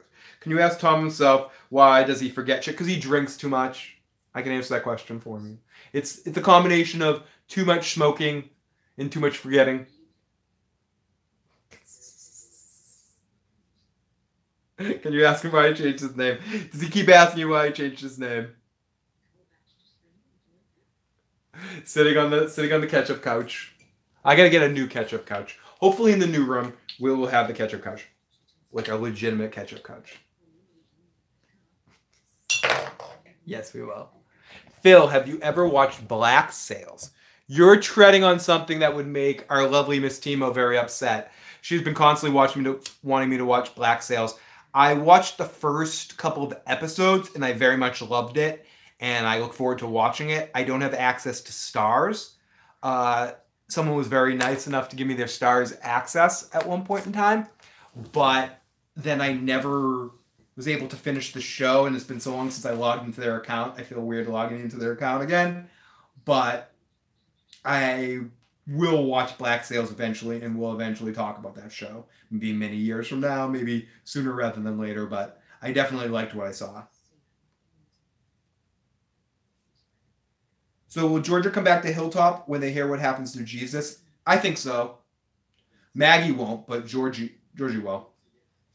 But I think I've said this before. That I think that Tara is going to become the leader of Hilltop, and that's why they had those few episodes to show Tara basically runs things anyway for Jesus to make us more readily accept her as a leader. If I could be on a podcast, would I pick Stern or Rogan? Podcast, then it would have to be Rogan because Stern doesn't do a podcast.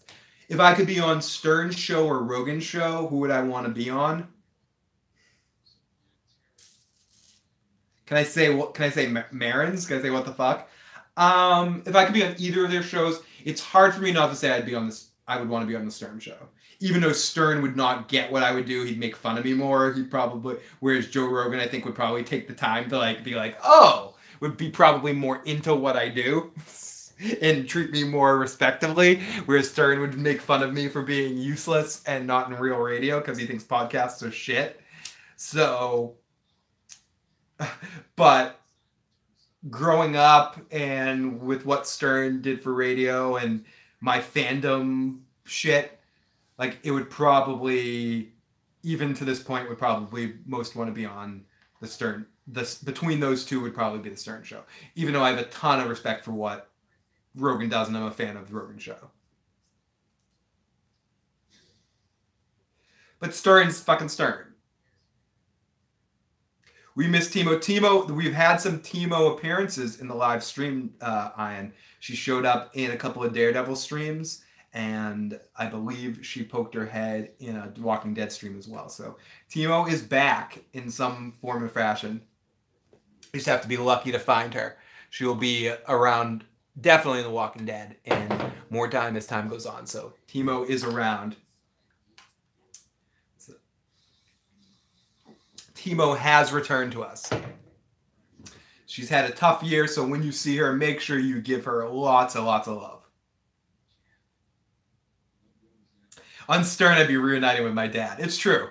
But Stern would hate me, and Stern would make fun of me, and treat me like I'm nothing, and treat me like a piece of shit. Because I am nothing and I'm a piece of shit, but mainly because I podcast and I do live streaming and shit, and I'm not on terrestrial radio, even though I was on like college radio for a while, and I interned at a real radio station.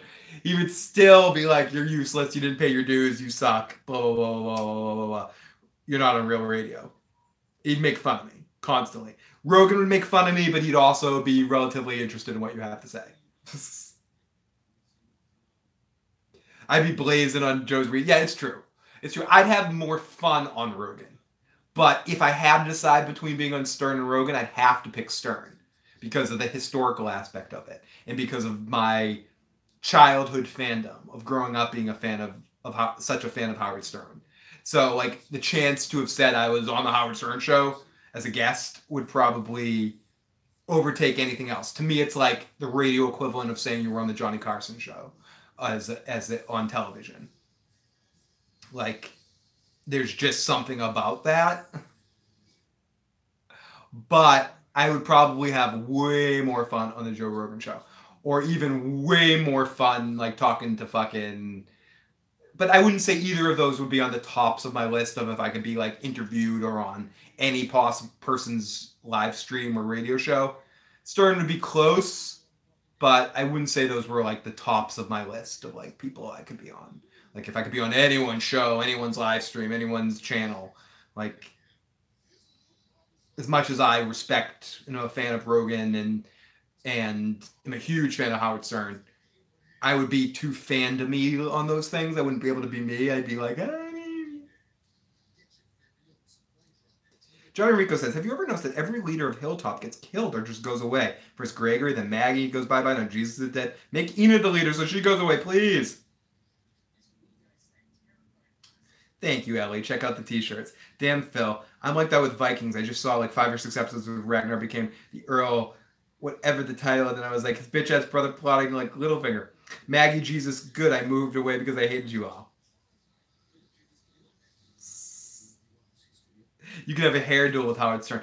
If I was on Stern's show, we'd be talking about hair.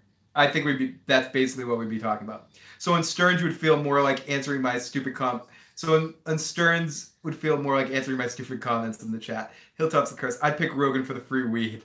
Stern just lucked out with what he does. He's the worst. I can't stand him, Phil, the issues guy. Very fair. I can't tell you to like somebody. Stern is an asshole. Amen to that. Timo is into superhero shit. That's what I'm saying. Neither of those guys would be top on my list. Timo is into superhero shit. Shows up for Daredevil recaps. Phil versus Beetlejuice versus Gary. So the cat is the new technical difficulties. Yeah, technical issues for right now. Tom, only if you watch Daredevil, you motherfucker. This means Timo should be around from Vikings. Lady Laura Dane's like, I'm done. Fucking Stern fan. The Issues Cat program. Phil was on a show. It was the Chris Hansen show. Shh! Don't tell anybody about that. What, Jesus died this episode? This is like watching that giraffe thing a while back. Phil, why don't you have a seat, Phil? No. I got the wrong house. Gotta go. I actually showed up for Daredevil. No, Tom did show up occasionally for Daredevil in the morning. But Broke was there for almost every Daredevil podcast. But my dream scenario, if I could be on a live broadcast or a live show with anybody ever, not ever, but who would I be on with? That's a tough question. There's a lot of people I'm like fandom geeky about. But it's another thing, like, who do I think I'd be funny with? I think about that more. Who would I be good, who would I make a good show with? There's certain people I'd meet and I'd talk to, I'd just be kissing their ass. I couldn't help but kiss their ass. When am I going to be doing another live stream collab? You mean like have someone on my channel or go over to someone else's channel? I wish I got invited more over to streams, especially with some of my other friends. I almost gladly accept every time I'm invited somewhere.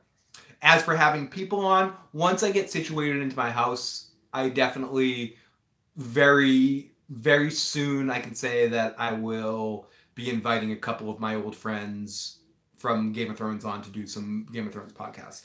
It's been way too long since I've had Tony on. I can say that without a doubt. I'm going to have Tony on very soon, as soon as possible when I get into a new place. Also have a couple of other folks I want to send out some invitations to join me for some fun podcasts. I'm going to be doing a Christmas podcast I can announce, or a holiday podcast with Gemma from Secrets of Citadel. I can definitely announce that because we just have to pick a date and pick some stuff. We're going to pick a random Christmas movie or do favorite Christmas movie lists. I'm not exactly sure what we're going to do, but Gemma and I are going to do something holiday movie related, and I might have a bunch of different other YouTube people, Game of Thrones streamers, talking about holiday movies. Like maybe talk about Christmas Vacation, talk about Die Hard, Gremlins. I think Gemma and I are treading around doing a review of Gremlins is what's the discussion at the moment, but we'll figure it out. But yeah, I can say that sometime in December I'll be having Gemma on, and yes, we're gonna get Tony on ASAP.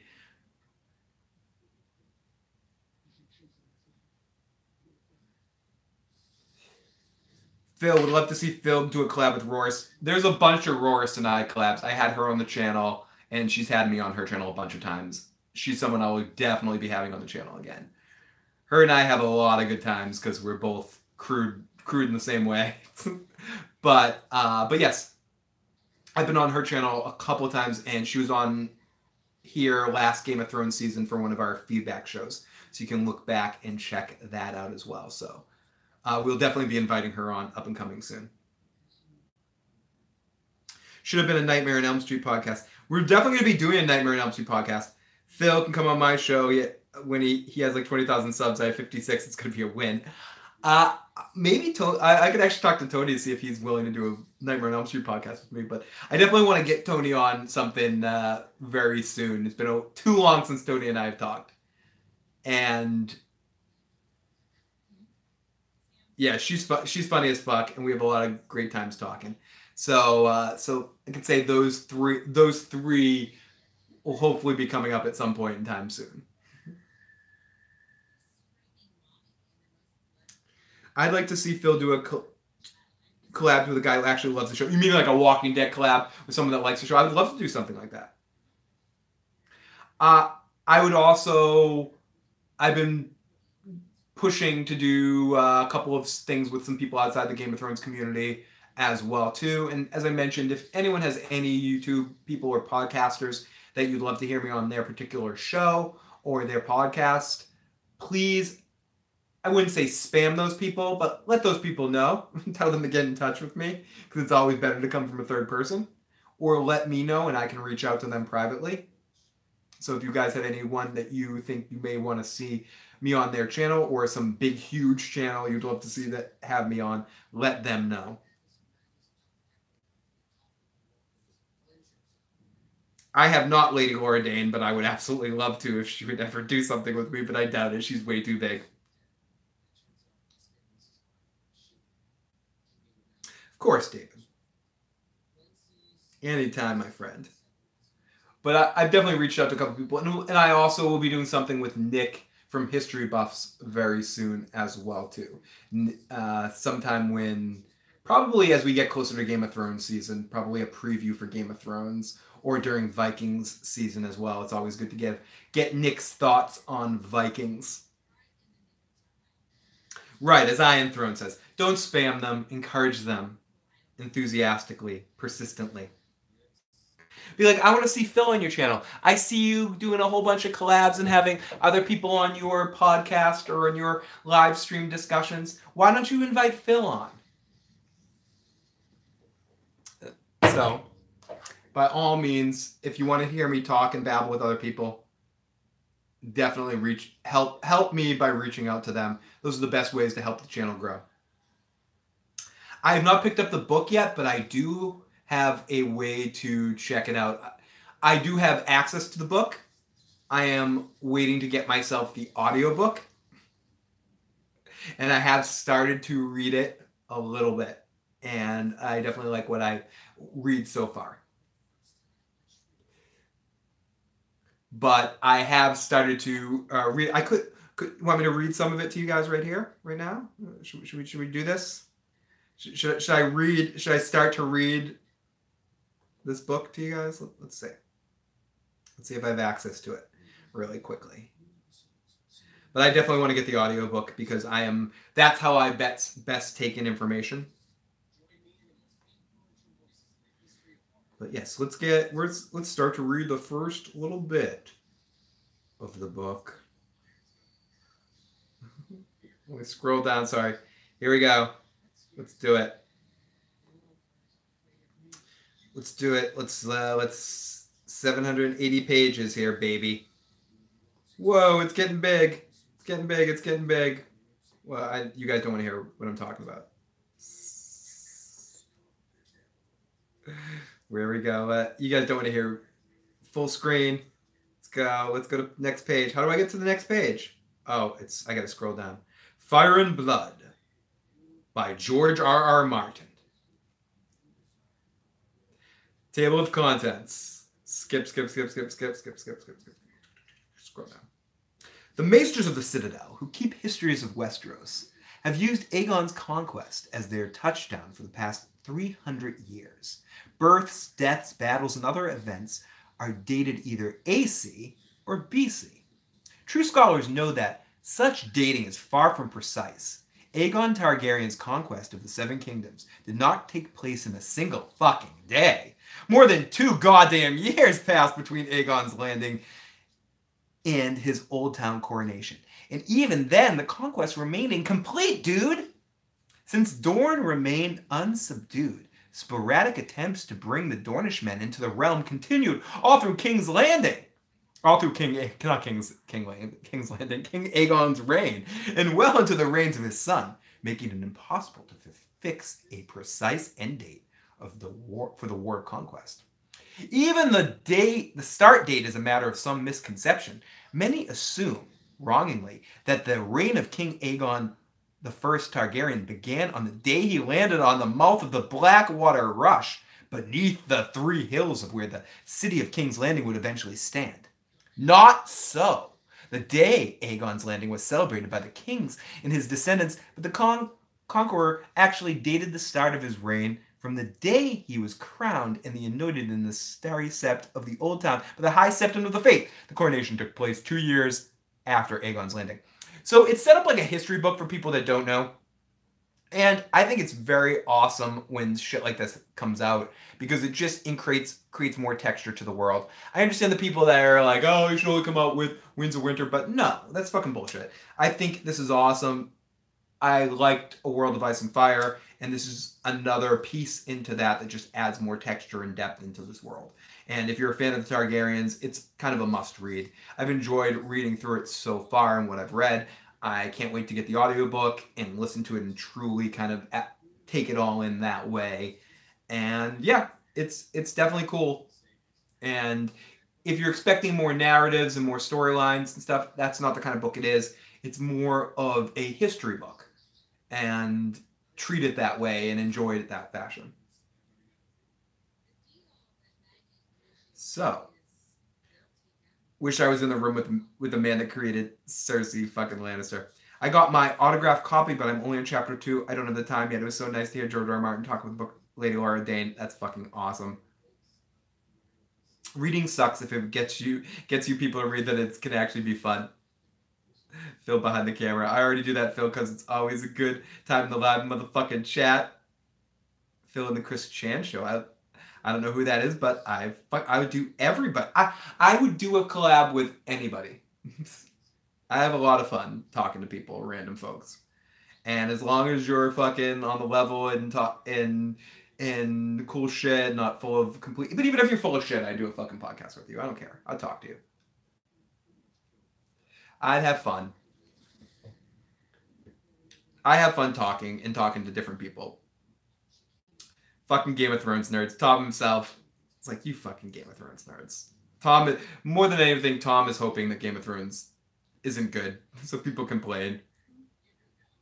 Great AC controversy in Fire and Ice, or Fire and Blood. Old Tywin, some say he was the Mad King. Started the Walking Dead recap, ended with a Game of Thrones audiobook. You never know where we're gonna go, Blue Steel. Books suck, said Tom himself.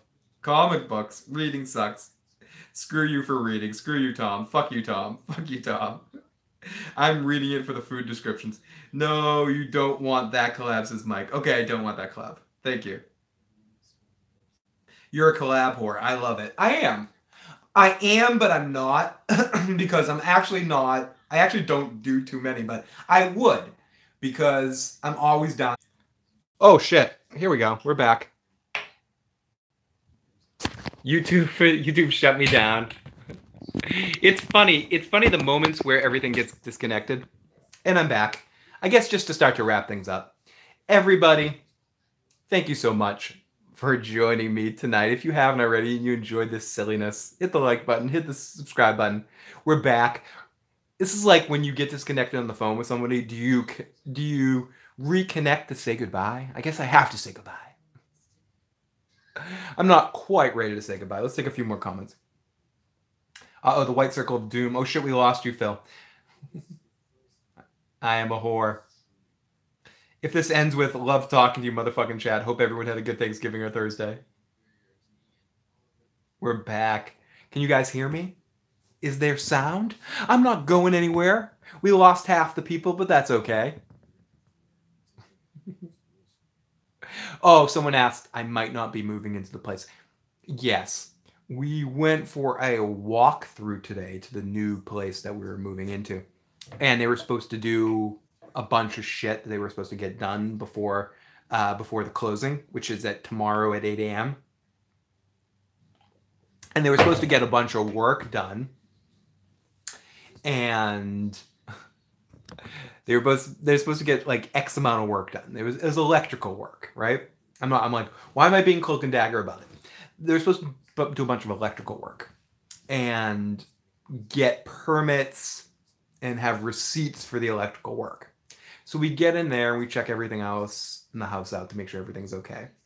And what's kind of funny too is the person that was living in the house was really, really fucking sick. So we were like in there with fucking hospital masks to protect ourselves from the sick. And we were like running around, checking out the house, and everything is doing pretty well. So we get to the point where we get to the receipts and we get the fucking shit. And instead of having a receipt for the electrical work that was done, what they basically have is a check made out to a random person's name. That's it. They say, this is the check for the electrical work. We got the electrical work done. Here's a check that we made out. Okay, where's the receipt? Where's the permits that they told you to pull? And they didn't do any of that shit. They fucking bullshitted us. Had some dude come down to fucking put a wood plank over the electrical wires so we couldn't check them out in the attic to see if they actually did the work. They hid it. That's what they did. They hid it. And they wrote the check for that. They could have wrote a check to their friend for fucking weed money, as far as we know. And so they fucking breached the fucking shit. And they didn't give us what we needed, and they lied to them. So now it comes down to, we might just say, fuck you. We're not fucking taking your shit because... So it's tomorrow. Everything needs to be hashed out with like lawyers at the closing table and arguing back and forth like two fucking bulldogs. Like, fuck you, motherfucker. You fucking asshole. You fucking... Like back and forth. Where everything should have gone smoothly. So... Basically, we're willing to accept the shitty shit that they did, but they need to pay us more. They need to make it good somehow. And I know people don't want to hear this fucking bullshit, but someone asked the question, so I'm answering the fucking question. So, but there's a chance that shit might not fall out, but because of the way stuff happens, either way, we have to sell this fucking house. So either way, so there's a chance that we may say fuck you and not take the house that we're going to move into because of all that fucked up situation, and just sell our house anyway because we kind of have to at this point because of stupid reasons, and yeah, and then just be homeless for a while. But I don't really think that's gonna happen. I think it's all gonna work out. But to answer the person's question, that's what's going on with all that. I could go live with Joe. That's always a solution. Joe and I talk about that often, how if anything ever fucks up in either of our relationships, like if Katie Crow ever decides to fly the coop or Stephanie kicks me out, basically Joe and I will live together. So people are praying for our relationships to fall apart. So Joe and I live in a house together and we turn it into a reality show where it's like grumpy old men with Joe and I wandering around Joe's house. Getting old. But yeah, it's just a lot of shit. It's more stress for Stephanie than it is for me because she's the one it's her fucking bullshit. And these people are fucking shady as shit. And they like lied about a whole bunch of shit we caught him in and a whole bunch of crap. So there's a chance we may be living out of our car for a couple of weeks, but if that happens, it happens, whatever. Yeah, I hope it works out too because I generally like the space that we might be moving into for the studio and for the podcast stuff. I got to check it out again today. It's going to be a little different, but it's going to be, I think it should work out for our needs. But yeah, blah, blah, blah, blah, blah. I know no one wants to hear about this stuff, but if you're tuned in this far in the podcast, you don't mind hearing about personal bullshit. And someone asked the question, so there you go.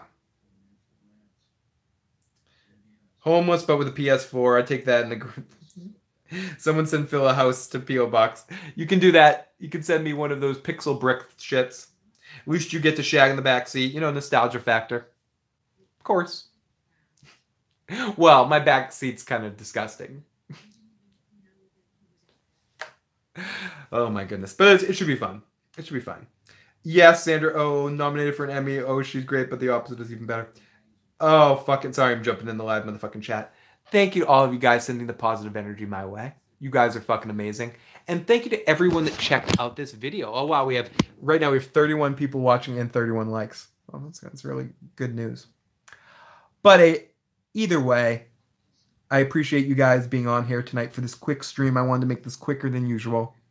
as I'm on here for 2 hours and 45 minutes babbling. I will hopefully be on here for Vikings this way as well. And I'll keep you guys updated on what happens with the whole house situation. Hopefully we'll be in the new area as soon as humanly possible.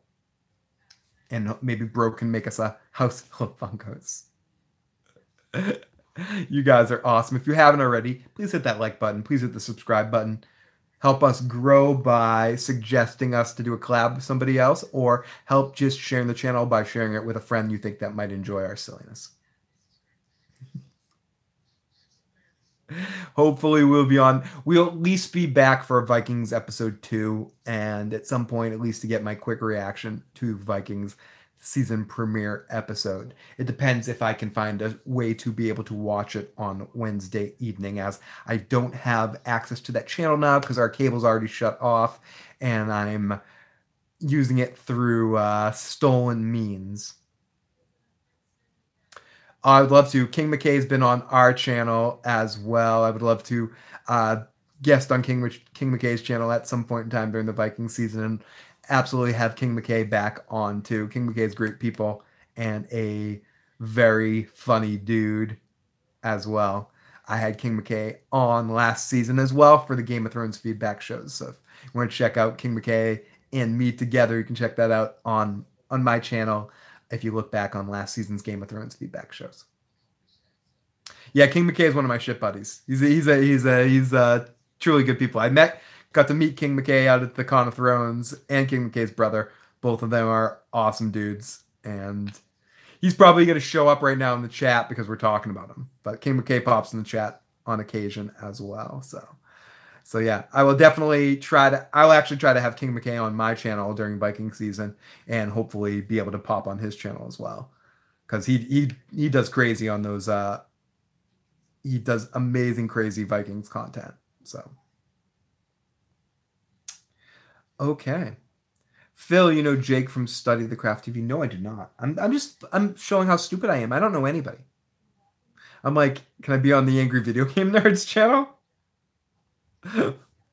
No. Everybody, I'll talk to you guys next time. Love you guys. And yeah. If you're listening to the podcast, I don't know how this is going to be as an audio podcast, and I'm sorry. I'm fucking sorry. Phil, go to Joe's house and watch fucking Vikings.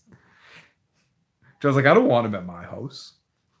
What I might do is he might give me access to his Sling TV and let me watch Vikings that way. That's the goal.